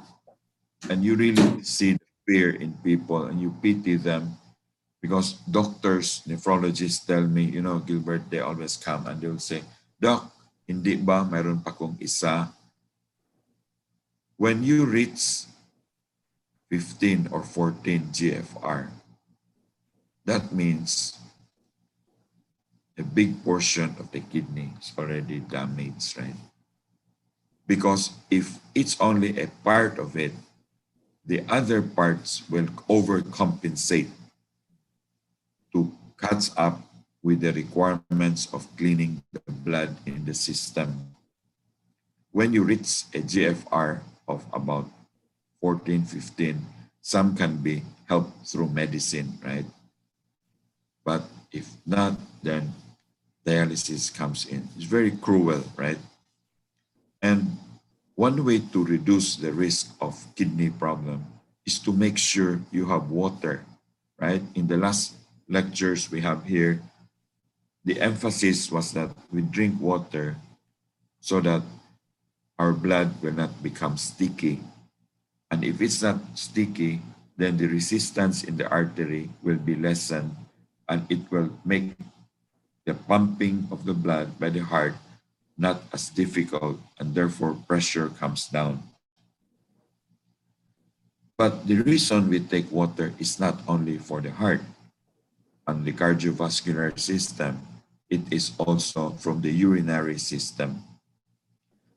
If the amount of water in the blood is less, then the amount of urine that it produces will also be less, right? That's why we encourage everybody to drink 3 glasses of water every 3 hours with salt. Why? Because the salt retains the water up to a certain optimum time, about 2.5 to 3 hours, and then the kidneys slowly converts them into urine. If you will be drinking and producing very little urine, especially for women, then the amount of urine flowing out of the urethra is only so little. But if you get a lot of water deposited in the urinary bladder, the frequency of going to the CR is less. That is true, right? If you drink water without salt, little by little, you'll be going to the toilet more often, but in small quantities of discharge. The problem with the small quantities of discharge versus less frequent pero mas marami ang urine is that it can wash and clean the urethra, especially for women who are more prone to UTI. That's why a lot of people feel so good when they say, thank you because I now get less UTI or no UTI at all. And the reason for that is so simple because instead of going to the toilet 10 times a day and then urinating only 1/4 of a glass or 1/3 of a glass, it's not as good as going to the toilet only 5 times a day, but discharging more per urination. And you know, because when you sit down in the toilet, you count slowly you can get as high as 21 counts, right? 20 to 21. But if you don't drink salt, you'll be going there more often when you drink water. In 10 minutes, you'll be wanting to go to the toilet, and you will get only a count of about 8, 9. That's what the women are sharing to me, right? But those who drink water and salt get less frequent, pero mas marami every time they sit down there, right? So you get, you try to count, or maybe it reaches about 21 seconds, right? So more. So it cleans. If you get a very little flow, it cannot clean the urethra. That's why you get infection, right? Now, the urethra, the urinary tract infection is hardly virus, right? I don't know if you realize that. If you talk to your doctor, the oncologist, it's usually bacterial and fungal, right? But once in a while, we get viral infection, right? So it's usually bacterial or fungal, right? So the anatomy of the women, the urinary and the reproductive parts are very near each other, right? That's why when people get urinary tract infection, there is high possibility that it will go into the uterus and then into the fallopian tube and then into the ovaries, right? Because it's very near. And vice versa, if it starts in the reproductive system, it can also get into the kidneys. That's why you get glomerulonephritis, right? It gets infected. Or they call it pyelonephritis. Right? If the infection in the kidney is in the outer part, then that's called the pyelonephritis, right? From the word pelvis, right? Because the pelvis we're talking about here is not the pelvic bones, but the pelvic area of the kidney. That's why it's called pyelonephritis. If it's inside in the glomerulu itself, then you get glomerulonephritis, right? So when I was bringing my cousin for dialysis at the kidney center in Quezon City, I was there for 72 hours with her, and I could not sleep, so I just kept going around interviewing all the patients. And you ask them, ano pong dahilan na sister na dialysis? 8 out of 10 is related to diabetes. About 6 out of 10, I was counting, is related to high blood. Meaning there are people who have both hypertension as the cause of or the probable cause of their kidney malfunction, and then some of them because of infection, right? Glomerulonephritis. So these are the 3 top causes, right? But what we found out in alternative medicine is that aside from these 3, the worms take advantage. In other words, if you already have some damage in the kidneys or some infection there, then the worms get attracted to it. What do I mean by get attracted to it? A lot of us develop stones in the kidneys, and there are 4 kinds of stones, but the most common 2 are the calcium stones, calcium deposits, and the other one is the uric acid deposits. Uric acid is easier to dissolve because it's softer. The calcium is harder, right? Once it's there, it starts to maybe scratch some of the tissues in the kidneys. And that smell of blood attracts, that's our theory, right? That's my theory. And then once the worms are there, bacteria also goes there. Usually it's in the form of mycoplasma or spirochete. And then when it's there, another group of parasites comes in, which are usually the microzyma, the slime molds, and the mildew fungi, right? And this can cause damage. So we have patients, I cannot count already, they go to the doctor and then they cannot urinate, right? And I said, you go to them first, right? And they said, I can hardly urinate for 4 days already and taking antibiotics, and I feel very uncomfortable already 4 days. And the solution there, usually they'll use a catheter, right? So I muscle tested, and then I found out that he had a kind of worm called flukes, right? Cystostoma.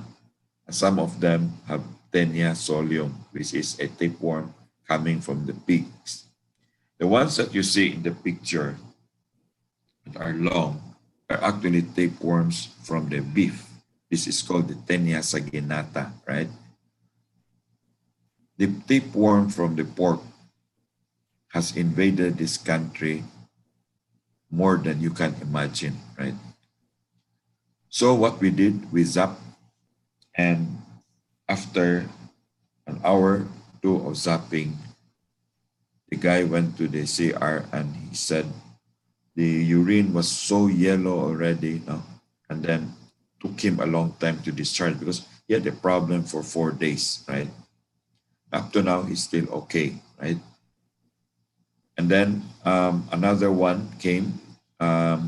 Remember, it was April 1, 2020, and we were about to be locked down. And he came and I said, please go to the doctors, right? I'm very busy today because we're going to have a lockdown tomorrow and I have to give instructions in the company, right? What to do. But he said, 2 weeks, sir, I can hardly urinate. Again, worm infestation, we zap. So we zap, I violated the curfew that day with him, and then he was so grateful that he could urinate, right? I had a boy brought to me, and the boy looked like a Mongolian, right? His eyes were even more singkit than a Chinese, and already edema, right? And they went to the doctor for 3 months, and they said they could not afford a specialist. So we zapped boy. So slowly, it took about 6 weeks, and now he's normal, right? So a lot of people are able to overcome on their own, right? But one of the things we notice that's common pattern is usually it starts with stone, right? Kidney stone problem. And then maybe the stone rubs the tissues inside. And then the worms in the other parts of the body get attracted to that. Why do I say that? Because they go to the right side, and the right side has stones.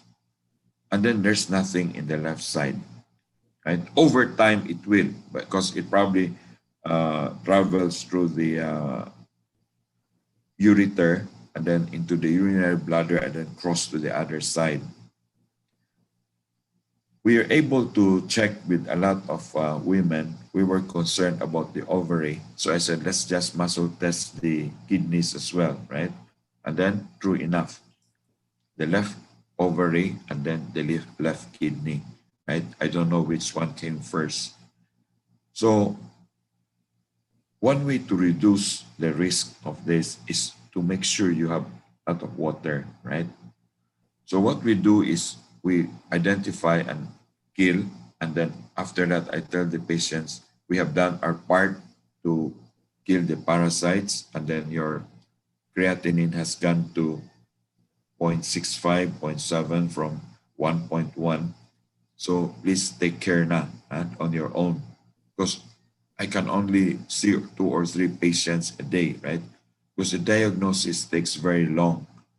In natural healing, our batting average is, I would proudly say, very high, right? But because of that, I mean, one of the reasons we're able to get a higher batting average, we spend a lot of time, right, on the patients, right, doing it thoroughly.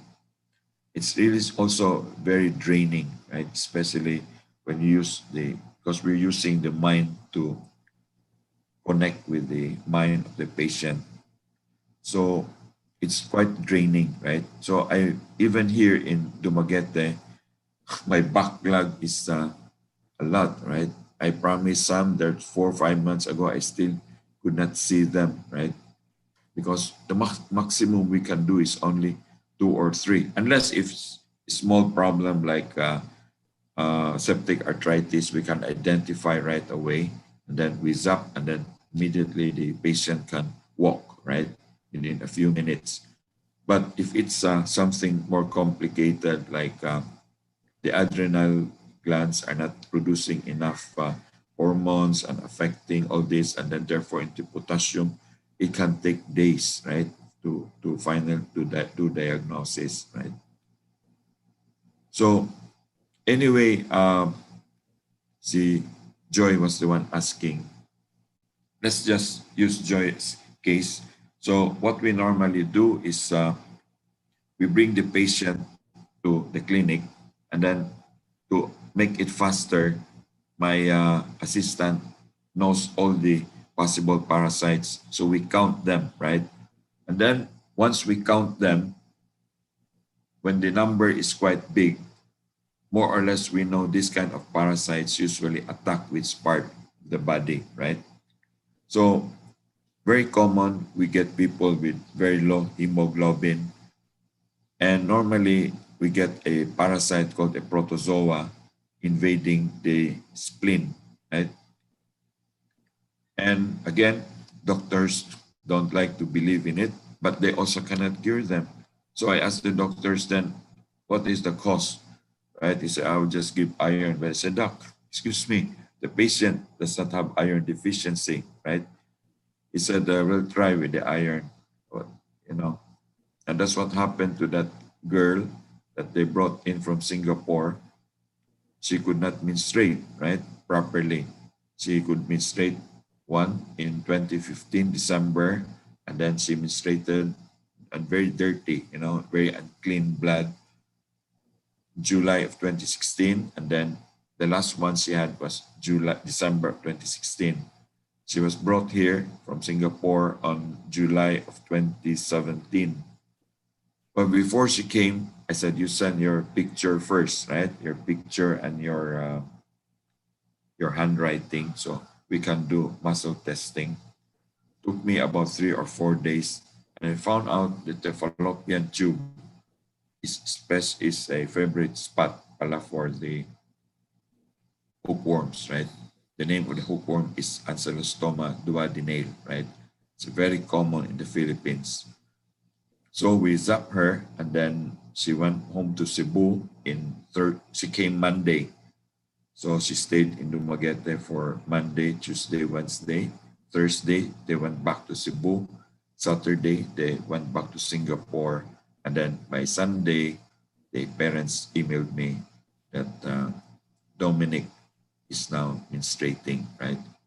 So parasitic infection is a very big problem in the Philippines. We get a 11-year-old girl, and the sister said, we brought her to the hospital this year, January to March, already 11 times. And we have taken all kinds of antibiotics, right? And persistent coughing, because they were living near the city dam area, very poor people, right? Then we found out that the lungs were invaded with protozoa, and the protozoa cannot be taken out by ordinary antibiotics, right? You need metronidazole for that.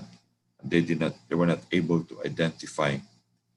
So they gave the antibiotics for bacteria, when in fact, the problem was not bacterial, right? So we zapped using the Mako zapper. This is the Mako zapper, right? This is how it looks like, right? This was what JM was using. Uh, so they have 4 calibrations here, and we used to be very generous with this, and I tell patients to buy so that they can use it at home. But I found out also that it's a little bit dangerous when you're doing this, because people tend to use it because that's the means available to them, right? But many times when I was doing the zapping and I was too confident, suddenly they had a difficulty breathing, right? Because I found out that the patient was very low in sugar, and some patients were very low in potassium, right? And some of them were dehydrated during the zapping, which is dangerous because you're allowing electricity to pass through the body. So that is what partly makes us very busy, because I let them come and supervise the zapping myself, right?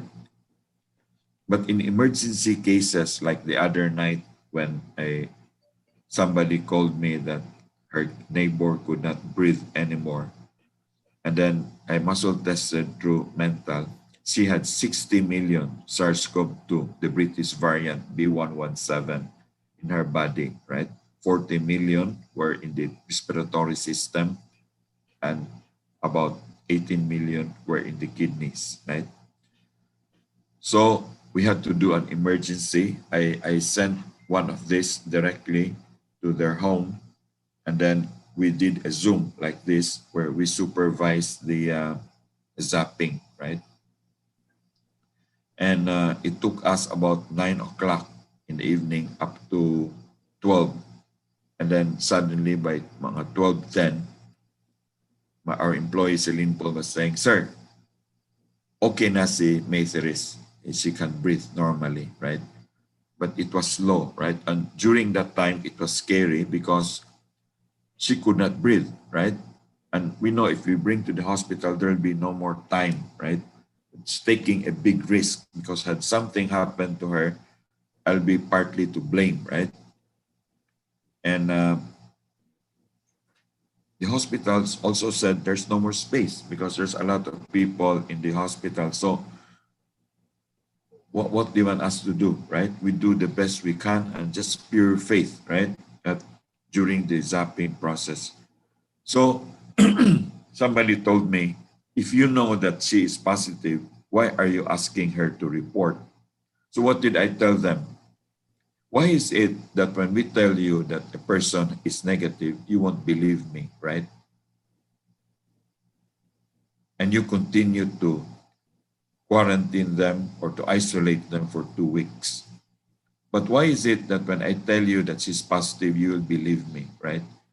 So why is it that when we tell you that we use the zapper or the virgin coconut oil or the papaya capsules to kill the virus, you won't believe us, right?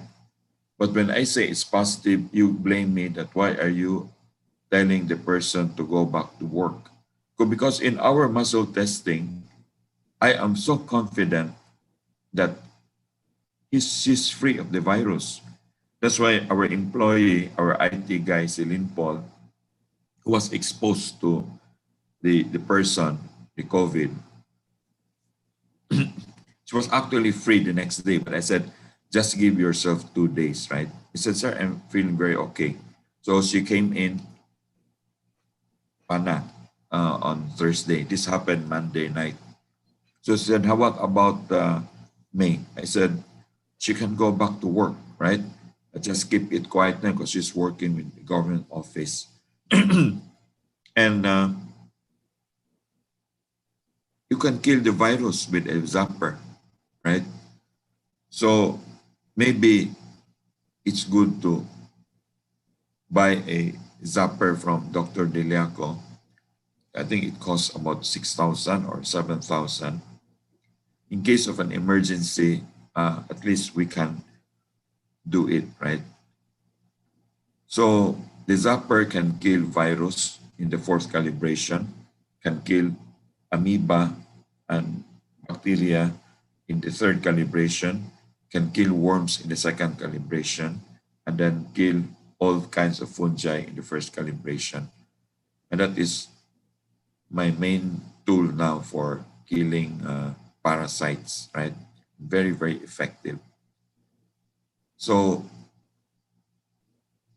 most of my work now in alternative medicine, because most of the diseases are infectious diseases in the Philippines.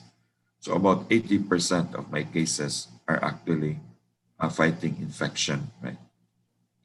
So I have tuberculosis patients almost every day. I don't even bother to cover myself, right? A tuberculosis will take about 6 months if you use antibiotics. Unfortunately, that is no longer true because even the DOH have admitted as early as when Dr. Deliaco was still working as the Director General for the Department of Health's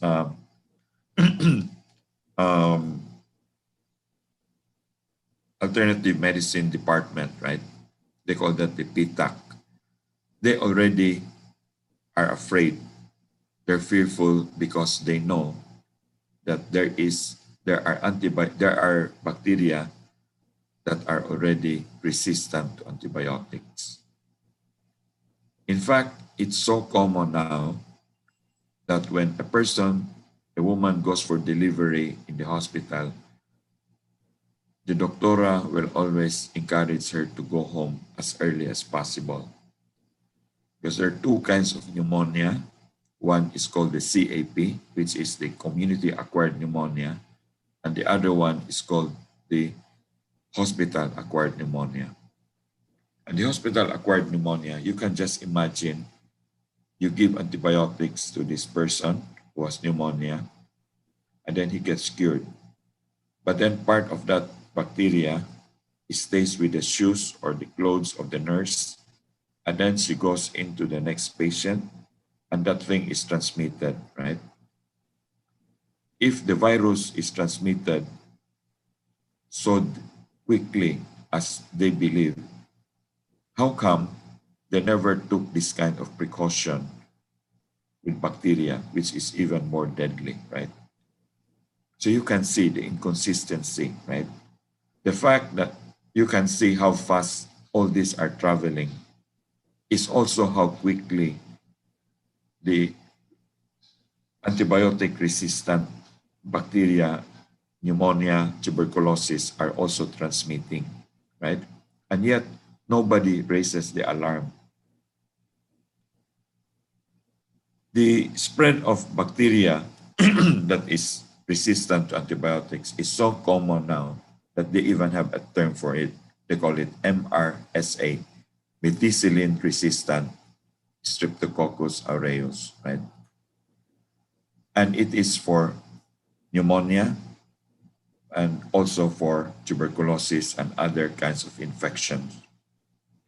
But the other reason why people say si Lola have been taking antibiotics for 6 months and her tuberculosis is still there, because there are opportunistic fungi that stays. That's why if you go to the drugstore now, they're more smart. They now have antibiotics with antifungal, because it's very rare that you only have bacteria without fungal infection, right? The opportunistic fungi, it's up on the periphery of the damaged tissues that are damaged by the tuberculosis bacteria.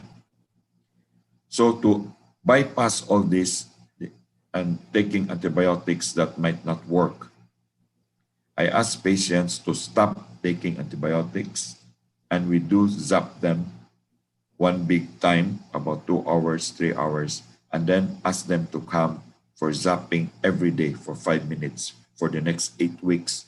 And then, because most of them are poor, I just let them take eggs. Remember, even in high school, our biology teacher was saying that tuberculosis is partly a nutritional deficiency problem, right? I was challenging some of the doctors here that if given our way, we can eliminate tuberculosis in the whole province of Negros Oriental, right? I'm very confident because I have treated so many, right? So one of our employees one day was diagnosed because they require X-ray, and he had some spots, and then so I went to the city health officer, and she said, you have to check everybody. So I told her, Doctora, I can check them and I don't have to use antibiotics, right? So we compromise. He said, just to fulfill the law that salespeople have to be x-rayed, you check just 50% of them na lang, because I know you can't treat them with your alternative medicine. This was many years ago. Then it was then that I realized that it's actually faster than we realize, right? Dr. Diliaco was saying with antibiotics, you need 6 months. With the zapper, we need 3 months. Actually, maybe 8 weeks, right? So part of our apostolate, our mission, I let them take 6 eggs a day, right? For nutrition, and then zap the person every day for 5 minutes, or if not, every other day. So whatever tuberculosis bacteria that resurges there, we kill it again, right? And then at the same time, improve on the nutrition, and then check from time to time on the fungal infection. And with that, we heal, completely healed, right? Which I attribute to the Holy Spirit, dozens and dozens of TB patients, right? Without taking a single dose of antibiotics. Some of them started through, but we asked them to stop, and then we use. So there's no more worry whether the bacteria is resistant or not, because they can never be resistant to the frequency of the electricity, right? So these are just sharing because tuberculosis at one time was controlled already to a certain level, but it has become a major, major problem in Philippine health, right? And more than you ever realize, right? You could be taking the MRT, the guy next to you could be contagious for tuberculosis, right? So this is in relation to, and so anyway, Joy, we'll do it na lang alone later, right? Or another day, so we can check on your Thank you so kidneys. much, Sir Gilbert. Thank you so much. If we cannot treat the whole body, what we can identify slowly, right? So for example, I was treating the lungs of one patient. That's when we discovered that the kidneys were actually doing already mga 0.89, 0.9. So then we examined, there were a lot of fungi in the kidneys. So we eliminated it, and then after a few months, the creatinine started to come down. Right? So some of them are discovered by accident, right? By any other. Thank you so much. Gilbert, Yes. this is Dali Reyes, the one that you have talked before during the time that JM will be using the SAP. Okay. And I am about to borrow it. But now it is suggested that if we can purchase one also for our use. Because right now I have followed your advice before, that before when I woke up in the morning, to take a glass of water, and then because my stomach is always bloated, So I blended mango and apple, and then before taking anything into my stomach, I took it beforehand, before taking breakfast, lunch, or dinner. I have it in the You, rep you mean ready. you took mango before the water? Or Water first. Water, and then okay. before taking the breakfast, like the pandesal, I took first the blended mango and apple. That helps me. But then when I get my breakfast or dinner, I can always feel the bloatiness into my stomach. And then the right side of my ribs here, parang ano siya, heavy, heavy. So even I can go with you when you are saying the drinking of plenty of water. I can feel now I want to get a suggestion for urinary tract infection. I can feel the ache in my back right now. But I really want to go with you with the SAP. I wonder how we can go with it. And learning from JM about the worm, I presume with my age, I am now 76. For sure, I'm suffering for some of the illnesses that you are telling me. And the mass, also, I observed that there are a little disease on the ribs that I have, the ribs, and then around the ribs, parang may maliliit na mass. I asked the doctor before, sabi niya parang cyst lang daw yun. But still there, it's still there, but it aches. So I mask it with oil pag discomfort ako talaga. But then the bloatiness of my stomach is always there. What do you think? I have to, do I The have bloatiness of the stomach is caused by air, right? There's no question about that, right? by the Now, air? what causes the air to the gas to develop there is that Maybe electric fan. the undigested food, right? The digested food Undigested food. after 2 hours, it's supposed to be digested properly in the stomach, broken into smaller pieces with the help of the hydrochloric acid and pepsonine. That's the normal way, right? And the stomach has to be acidic to be able to achieve that.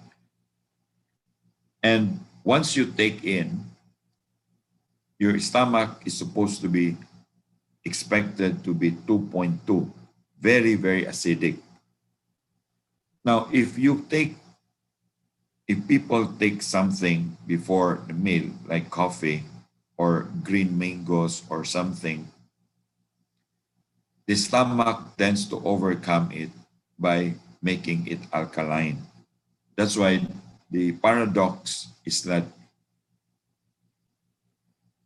acidic fruits actually make the stomach alkaline, and alkaline fruits. Excuse me, so I just opened the door. Give me a minute. Yeah.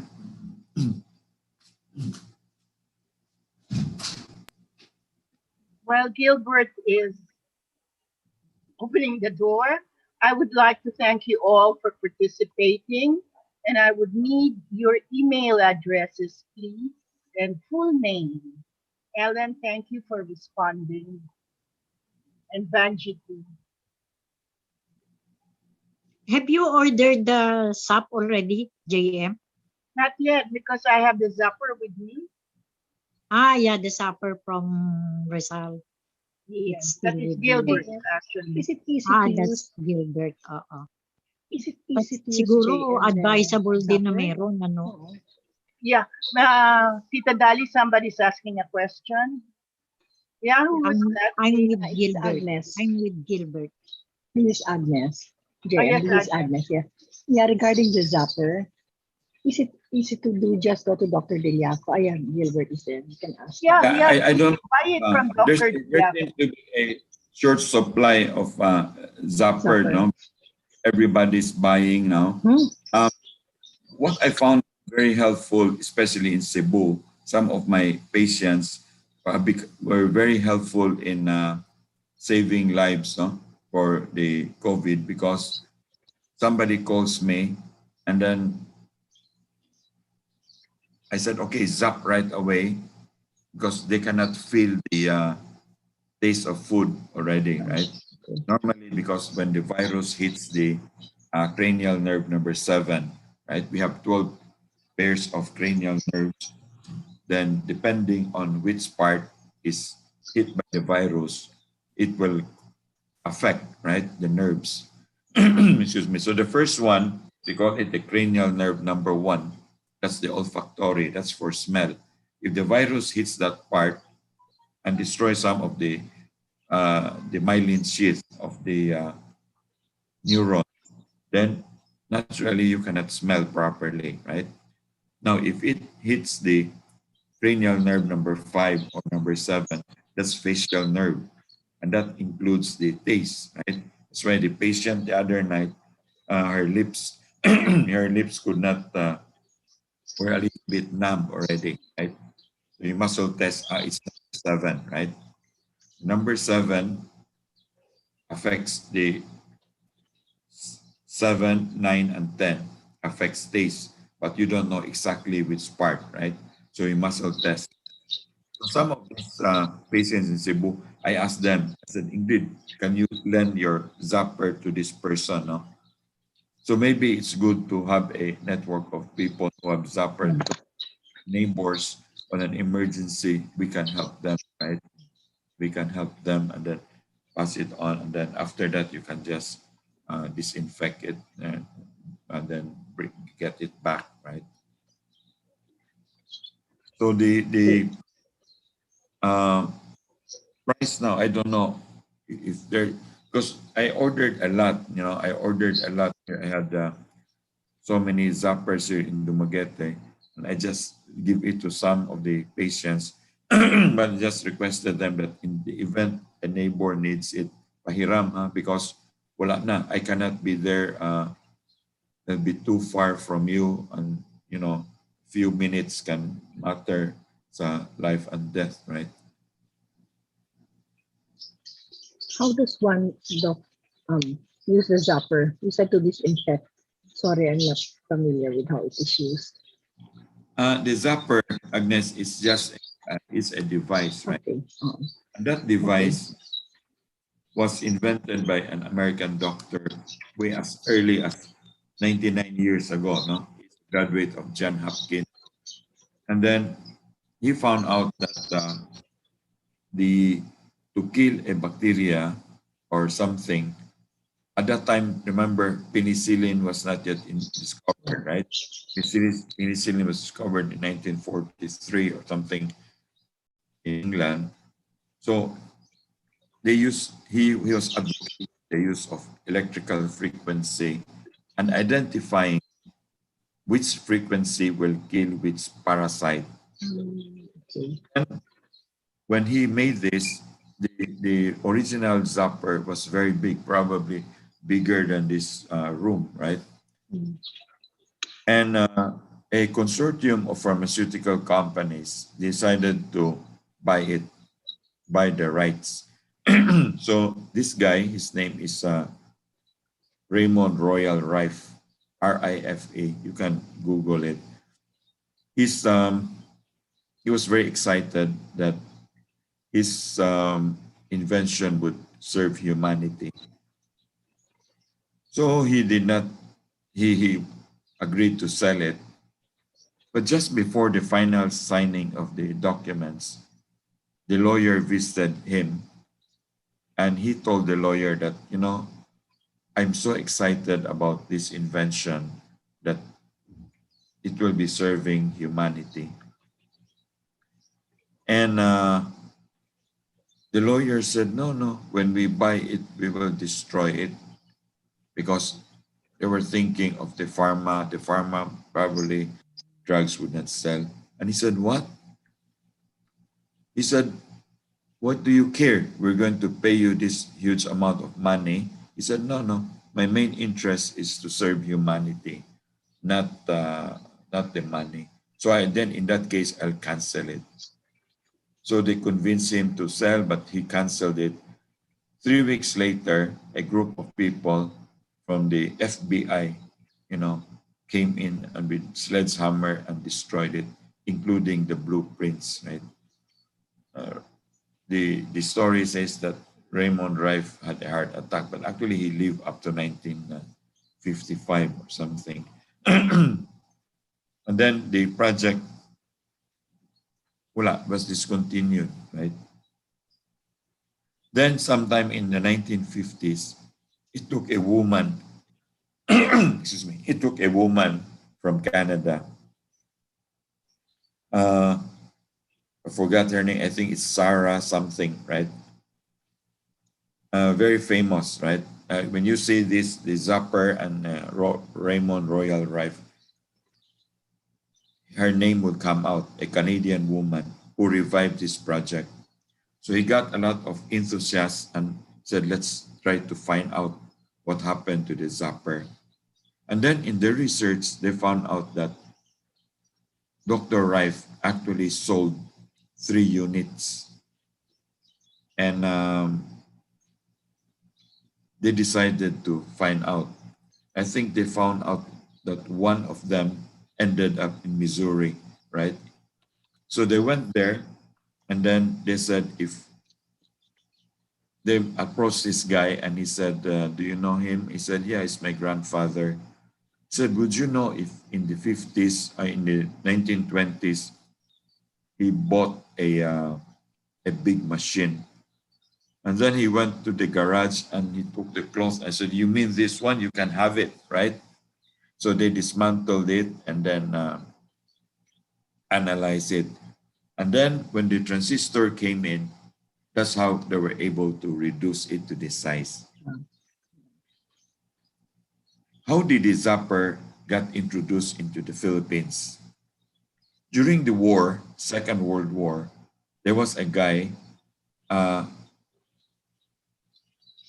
named Howard who was assigned to the Philippines with the American Signal Corps, just like John Main, John Main was with the British Signal Corps and Army.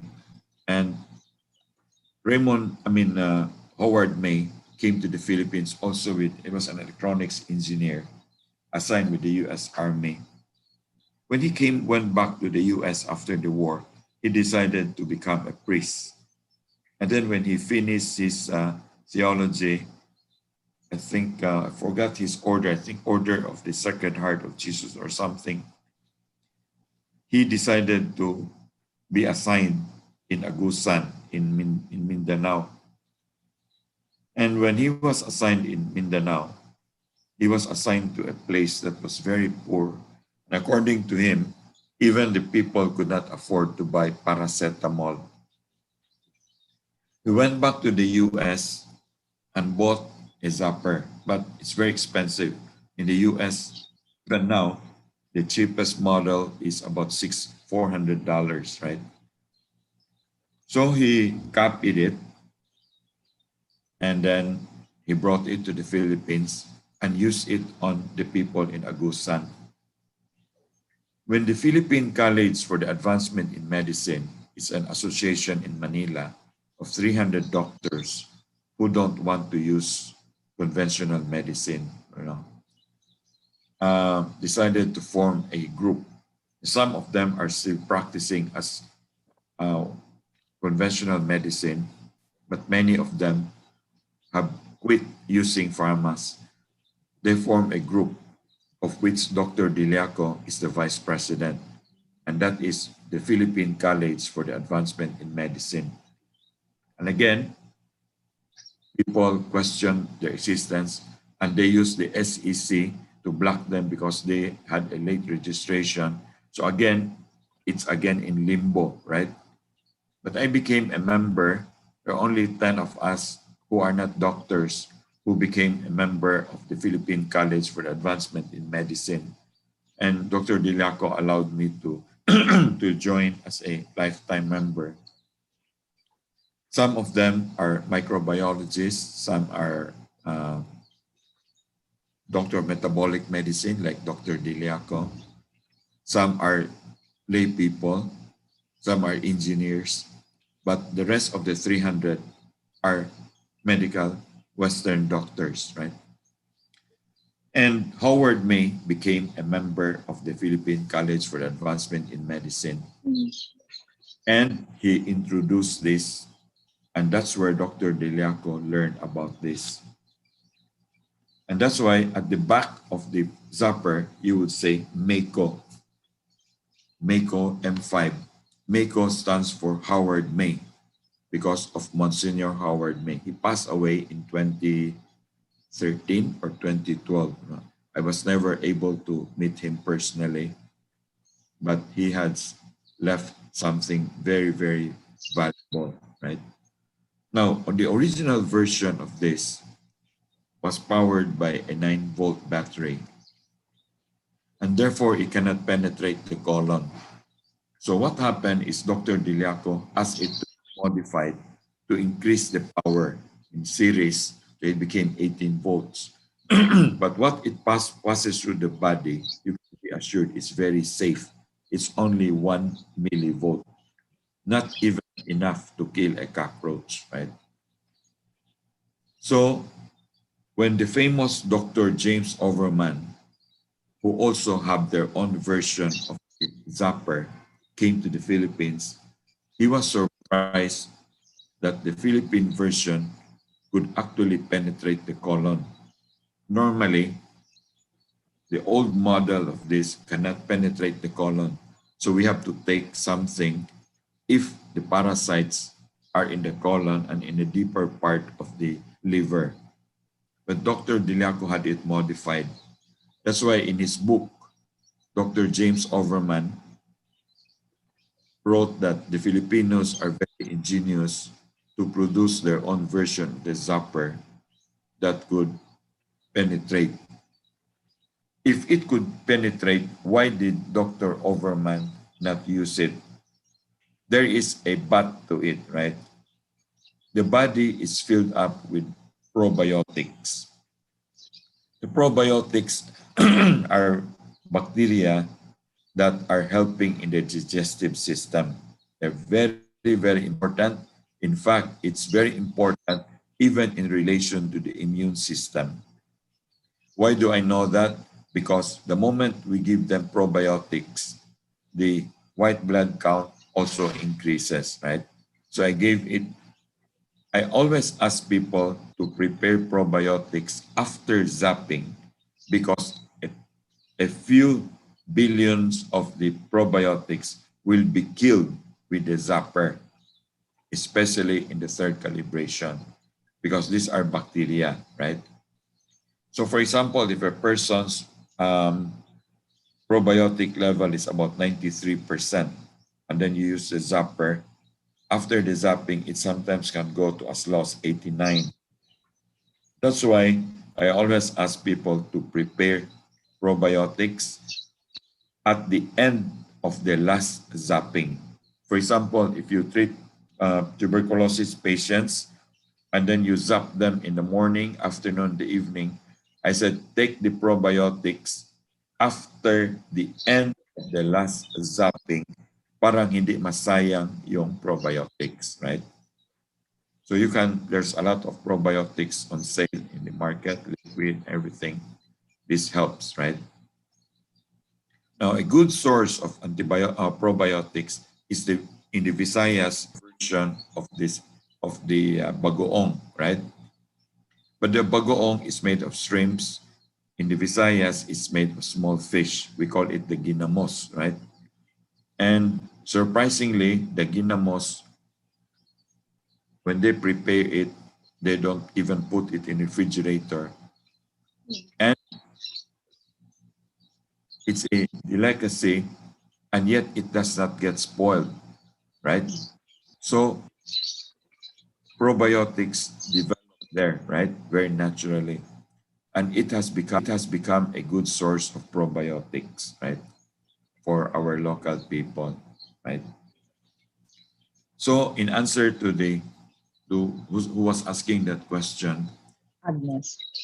Agnes, Yeah. we use this, Agnes, then this the frequency passes through your body, it kills. So I never use antibiotics anymore for my patients. I So kill it's to sub. the zap, I kill the virus right away. That's how I did with my brother. He he wanted to be admitted when he was tested positive. I said don't, but then I could not decide for him. He went in, and then the doctors could not control, right? And they said the whole right lung is already mirror, which is one of the symptoms, one of the manifestations of a COVID-19. So I insisted that I go in, which of course the doctors would not agree, but I insisted that he might not make it, right? So I went in, of course they covered me, and I used a zapper, right? All the doctors thought I was crazy to risk myself going inside the ICU with 6 people who were already on a breathing problem because of the COVID. I went in. In fact, I wanted to show them that I don't want to wear a mask, but they said the regulation, right? I went in and zapped my brother. Of course, the next day, 2 days after they got the X-ray, the lungs was clear, right? But the breathing problem continued because it's not the virus anymore that's giving the problem. It is what you call the cytokine storm. Your immune system is fighting and is uncontrollable. Remember, the virus is new to the human body, so they're not acquainted with each other. That's why the human body has a violent reaction to the virus. And it is the violent reaction that causes the inflammation. It's overreacting. And when that thing cannot get controlled, inflammation, then it causes difficulty in breathing. Imagine the tissues in the lungs are inflamed, right? That's really the problem. So in order to avoid that kind of situation, before it gets too bad, control it, yeah, immediately, right? With the use of virgin coconut oil or papaya capsules, which Diliaco is selling. And then use papaya leaves if you happen to have a papaya tree, and also the zapper, right? Zapper is when it's one na ganing emergency. I don't hesitate, just like the other night, you know. Okay, so that is So did that help? Yes, yeah, I'm Dali. yeah. I'm Dali. Yeah, what what will I take dun sa bloatedness of my stomach? Okay, What is your let's go back to lecture pala on the bloated stomach. So yeah. the stomach ideally should be about 2.2 to 2.3 pH, right? So right now, Dolores Reyes, the stomach pH you have now is 1, 2, 3, 1, 2, 2.1, 2.2, 2.3. Your stomach now is, the acidity is quite normal, right? But Okay. you can produce sufficient digestive acids or not, that's another thing, right? So Dolores Reyes is free of digestive acid deficiency. No, you have 1, 2, 3, 4, 5, 6, 7, 7. So uh, you can only produce 93% of the digestive acids.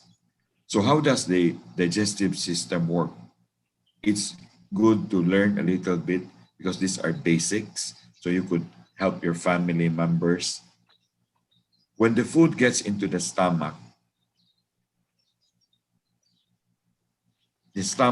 job is to break down what you eat into smaller pieces. So they call that physical digestion.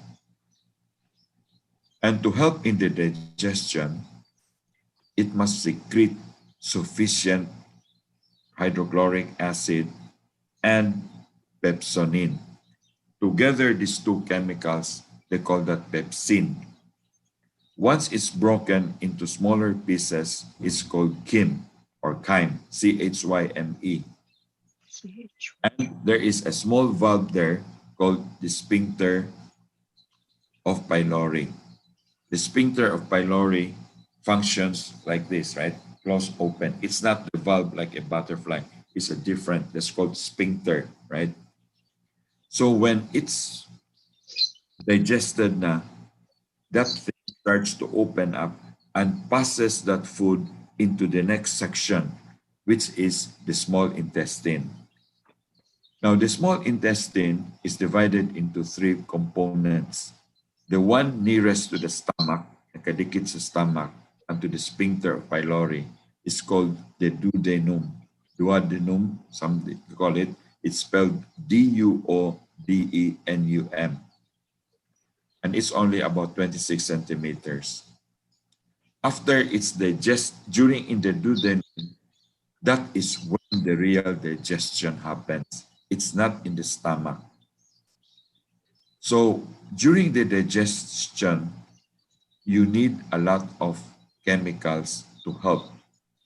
The most important chemical that is needed there or substance is digestive enzyme. So you learn two words today, digestive acids and digestive enzymes. They're totally different. Digestive acids are acids, enzymes produced by the stomach through what they call the villi and the microvilli for physical digestion. The duodenum produces a bunch of substance there called digestive enzymes. And the enzymes are divided into three components. One is called the amylase, A-M-Y, amylase, L-A-S-E. Is to digest the carbo that you take in, your rice, the sugar, etc. And then the protease, P-R-O-T-E-A-S-E, and the lipase. The protease is to digest and dissolve protein and break it down into smaller parts, which they call amino acids. Amino acids are broken down to what they call the lipids, right? So you have three. Yeah. When a person gets cancer and they ask me to test for cancer, I immediately muscle test. 100% of the cancer patients are low in protease enzyme. So immediately when a person is diagnosed with cancer kono by the doctors and it says he has only a deficiency of 3% protease, I always say, I don't agree with your doctor. I'm sorry, right? And that's how we know, right? Because when a patient has full-blown cancer, definitely the protease enzyme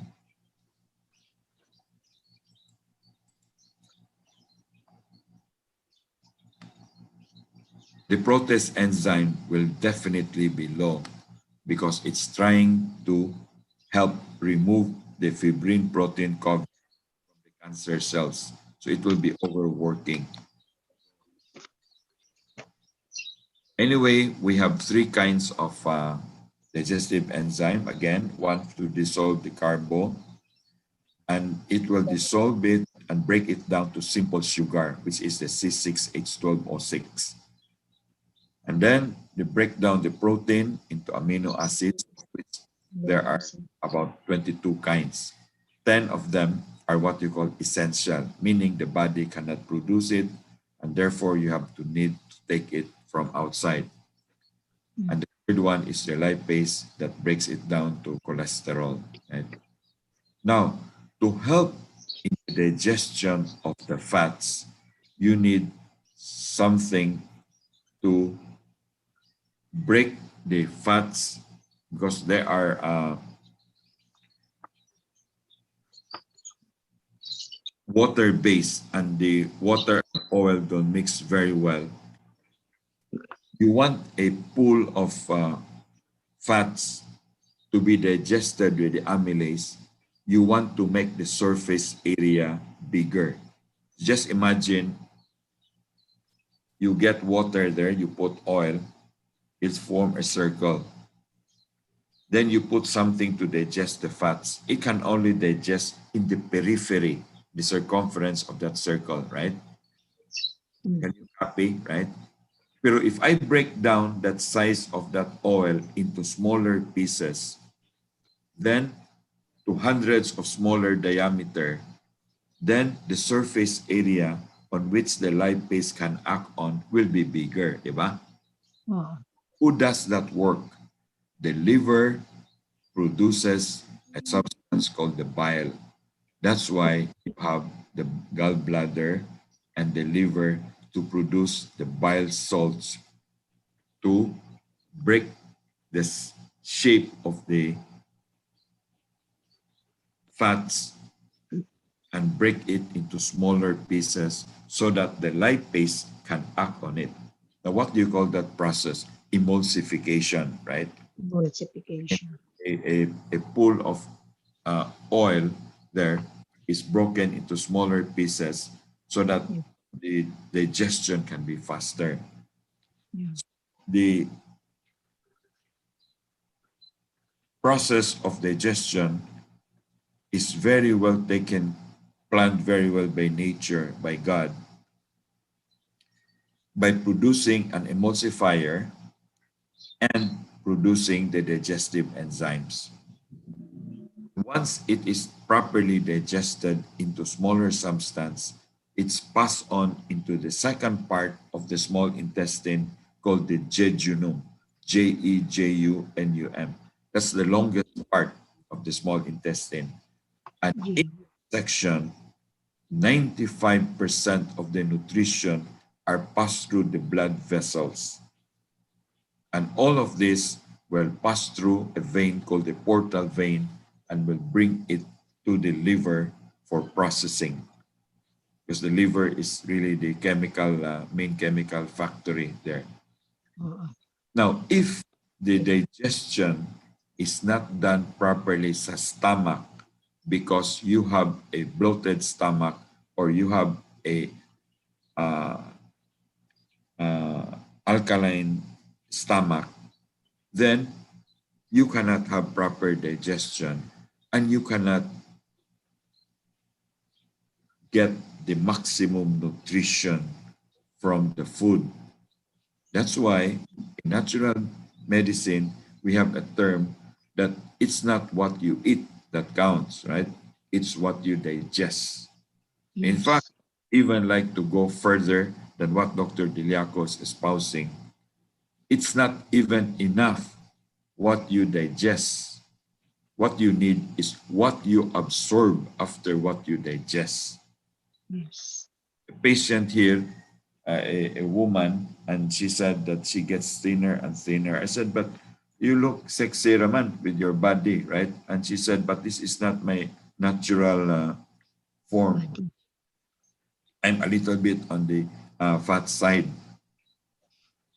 And she's very concerned because she dropped her weight from 138 pounds to about 106, and she gets thinner.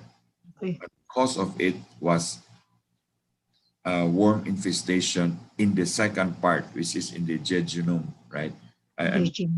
So that you will know. And it prevented the absorption. So the disease or the defect is called malabsorption. You may have heard of it, right? Yeah. Now, the last part of the small intestine is called the ileum. And then after the ileum, it now connects to the first part of this colon, the large intestine. That connection, that boundary, there's a section there called the cecum. That is where your appendix grows from there. And that is the home base of the probiotics. Now, a lot of us has a deficiency of probiotics. Why? Because we have been taking antibiotics for too long, and antibiotics will kill the good bacteria. Even Western doctors admit that. The second reason why you have low probiotics is because you had enema. You went through enema, right? So a lot of people who do the coffee enema are very conscious of replenishing their probiotics. Third reason why a person has low probiotics is because they went through severe diarrhea and yet they did not replace the probiotic in the body because the doctors are not very concerned about it. And the fourth reason that could kill probiotics is the zapper. That is, I always tell people, if you don't really need to do it, like if your virus, they always say, Bert, what's my virus COVID? I said, it's only 6,000. By this afternoon, your body can overcome it. I want to make sure. I want to use the zapper. I said, allow your body to build up your own immunity because whether we like it or not, SARS-CoV-2, COVID-19 is going to be with us for the rest of our life, right? It's going to be part of life. It will be like Hepa A, Hepa B, Hepa C, tuberculosis, measles, chickenpox, all these herpes zoster, they will be part of life already. It is up to our body to start learning how to deal with it, right? So that's our stand, right? That's why most of the alternative doctors do not want to be vaccinated. I don't want to tell people don't get vaccinated. I don't also encourage them to do, but I just tell our own, my own sentiments and my own be honest that I am not going to have myself vaccinated, right? I just the other night that a person who had difficulty breathing, we were able to overcome. But a lot of people say, good for you, but what about us? Well, that's true also, right? Because you don't know how to muscle test, and therefore, you said you're very confident because you can do it on your own. But what about us, right? So that's also true, and we also take that into account. So once you have what causes the stomach not of 2.2 or not to have proper digestion? First, you have a deficiency in digestive acids. So how do you help overcome that? You make sure that do not take too much water just before meals, right? Maybe you drink water 30 minutes or 40 minutes before a meal. You can take half a glass of water during meals, sip it slowly to help in the digestion. But water yourself, your stomach with water 10 minutes or 5 minutes before breakfast, lunch, or dinner. Why? Common sense, because it will dilute the hydrochloric acid, right? Now, how do you help maintain an acidic stomach before a meal? Start the meal with alkaline and sweet fruits. What are they? Sweet bananas, sweet, that's why I emphasize the word sweet, because a unripe banana is not very sweet and it has a lot of latex, right?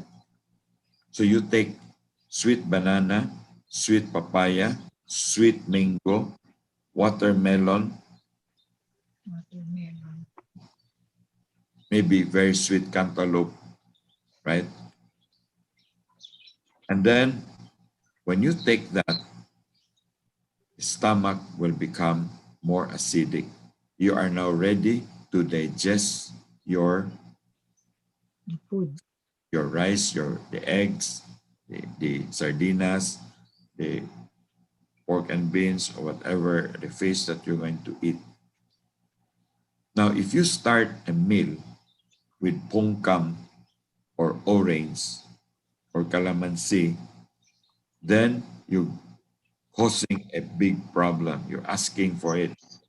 Immediately, See. the stomach will change, will react and make it alkaline and bring your pH to 7, 7.8, 7, 8, 9, 10, and therefore you cannot digest. I see. That before you put food into the stomach, it will be acidic. Yeah. There is no such thing as hyperacidity.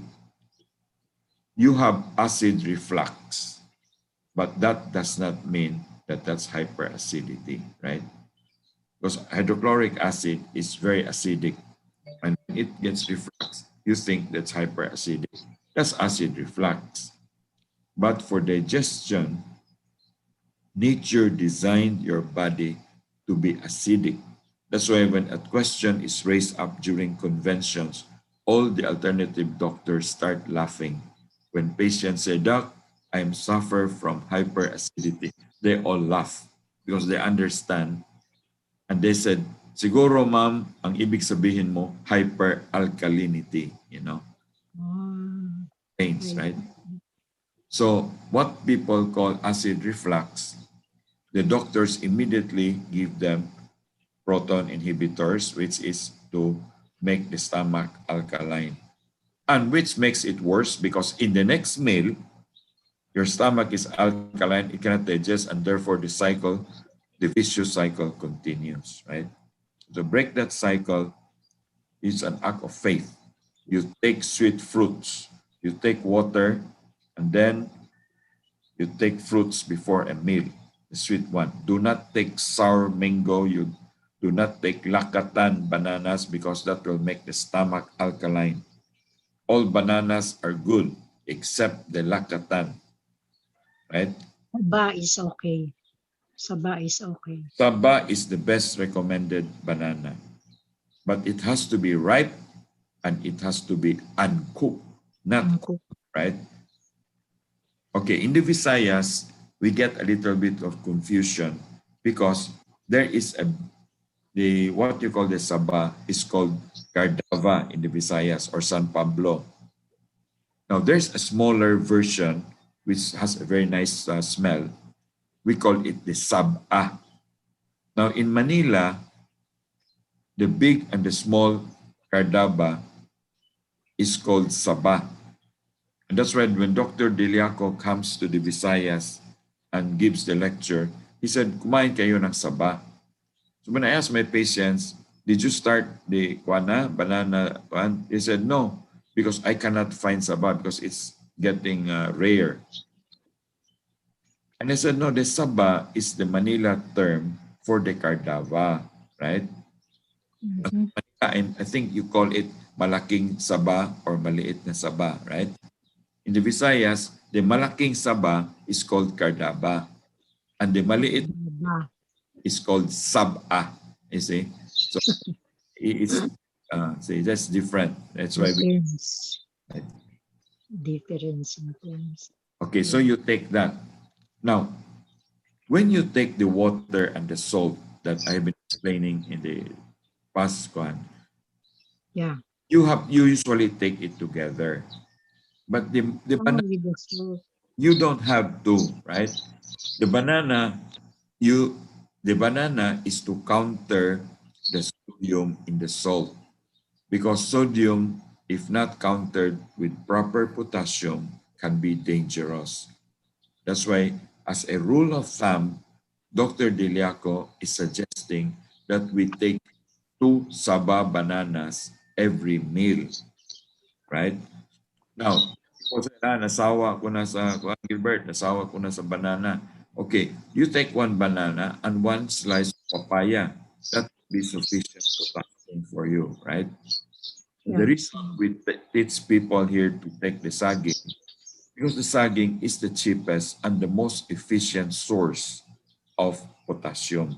And remember, when a person has high pressure, it's very likely that the potassium level is low. I'm not saying it's always potassium, right? I'm not saying that. But what I'm saying is that in many cases, when they bring a patient in emergency, mataas yung pressure, I immediately also check for potassium level. Okay? Potassium deficiency. Now, if your potassium goes to zero,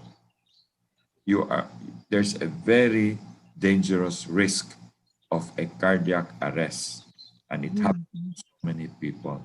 And it's very ironical that very cheap banana could have averted it, right? Save you. Yeah. Gilbert? Yes. Yes, I think Tita Dali has enough already of your guidance. There are others who would like to consult. May they just call you directly on your telephone, set an appointment for Viber or Zoom with you? Sige. Mm-mm. Allow me to give you the phone of my secretary because sometimes I cannot even answer, right? Sige So nga, what is it? let me check, right? Her name is Joanna, no? And you have to keep reminding her to insist on an appointment, because frankly I forgetting already with I'm really behind, so whatever little time we have, we insert it, right? Yeah. Okay. The number of Joanna. is 961-593-7443. You say that again, please? 961 one. Akong ihatag imong number diri sa meditation group, because set sila appointment kinsa mo tawag niya sila, so they will just identify themselves as meditation group. Most of them are from Manila. Unsa to imong number 1 diha? Di ko kita diri. Muna tong 961, no? I want to make sure. Kanang 961 mao na siya.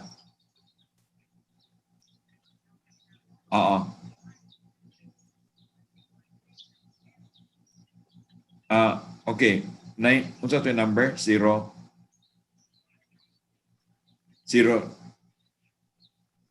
843. Kato daing lain ba itong ganang gisulti katong 961 lain po to. Okay, so it's 905-843-1613, right? Okay. Sige, Juan. Thank you. Okay, got it. Kato daing usa. Amo na ang gitawag.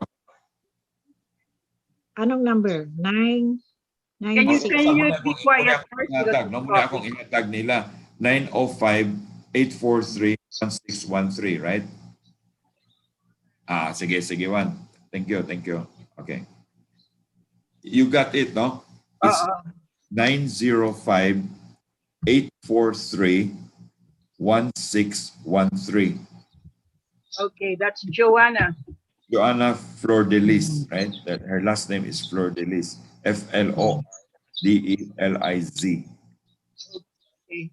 So Gilbert, when they call Joanna, they'll ask for an appointment and to set these either on Viber or Zoom. Which is siya na yung mukuan. Si Joanna will be the one to arrange na.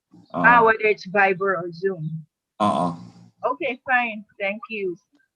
Guys, I posted the number on chat room. Kindly open your chat messages so you can get it there. Okay, then speaking about the stomach, it's 5 to 12. Kindly, Gilbert, perhaps this would be our last 5 minutes wrap up. If Yes, sige. you want to give a final thought. Can I ask Wala naman, I just answer question, right? O sige. Can I ask one quick Sige, question? sige. Yeah. Agnes, go ahead. Yeah. It's about the water. You said it's best to use tap water and leave it in banga and just so that the chlorine will evaporate. If it's deep well water, Yeah, deep well is the okay. same. You Here also at home, we have two. We have our own deep well, and we also have the Dumaguete City Water District, right? the same then. The Yeah. same then. Okay. Yeah. Actually, our deep well, we don't use chlorine, right? I actually okay. prefer the deep well, right? Now, there are some people who have access to spring water in a place here in Dumaguete called Valencia, right? Yeah. Because they have to go there to get it and container. So most of us don't have the budget to go through that one. So that's why I suggested the water, right? Now, if you get access to the real mineral water from, in Luzon, places there, so much the better, right? But the important thing is that don't Not filtered. one from the bottle if possible, unless you're in travel or there's no other, because it's a good source of parasites, and it's also lacking in minerals, right? Thank you. But just remember, the worst that you can drink is distilled water. So if you have to choose between Summit and Absolute, just drink Summit. If you're forced to, the Absolute is distilled water. And you know the consequence of distilled water, right? Not only will it not give minerals, it will steal mineral from your body. Because that's the characteristic of water, right? In chemistry, we're taught that water has a natural affinity for minerals, right? Okay, so Okay. Gilbert, there's one last little question. Go ahead. Is Saba okay for diabetic? That's from Nerissa Muescan. Actually, the kind of sugar there is actually the body tolerates it. But if the sugar is already at a certain level that's already high, the sweetness of fruits actually contributes to it, right? But if person is having a sugar level of 120, 130, kind of a pre-diabetic, I don't see there's a problem there, right? But if a person's sugar is already high and he takes banana, then it may cause a problem, right? And it has to be assessed on a case-to-case basis. But if a person's potassium is not sufficient, it can also complicate his diabetes, right? That's the reality, right? It alters the heart, and the heart's connected to kidneys and all this, the angiotensin, everything is all connected, right? So I don't know at what level, right? But generally, if your sugar problem is just 110, 120, I don't see it as a problem. It will elevate a little bit, right? Because of sweetness of the banana, right? But it's not just because it's saba. It's because fruits contain sugar, right? Yeah. Okay. So thank you very much. It's 12 noon and your technical host has to go, and I'm sure Gilbert too also has to go.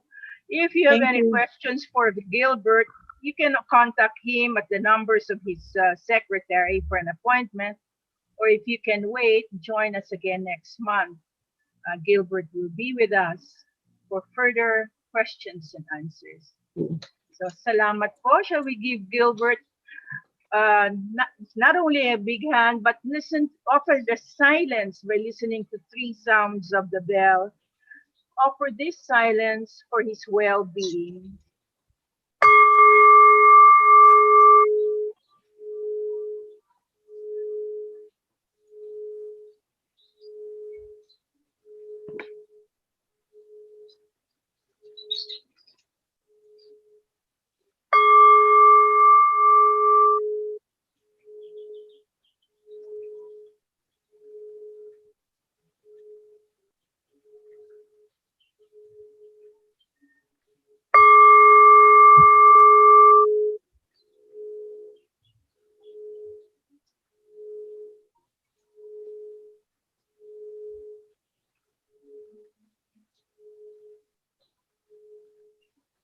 Glory be to the Father, and to the Son, and to the Holy Spirit. As it was in the beginning, is now, and ever shall be, world without end. Amen. Father, Son, Holy Spirit. Salamat po sa inyong Thank lahat. you. Salamat, Thank you, Gilbert. everybody. Thank you. Thank you. Thank Stay you. well, stay well. Thank you to JM. Thank you. Thank you, Thank you, JM. JM. Thank you, JM. Everyone. Thank you. Thank you so much. Thank you, everybody. Bye. Kopya niyo na po ang mga numbers. Because I'm going to sign off now.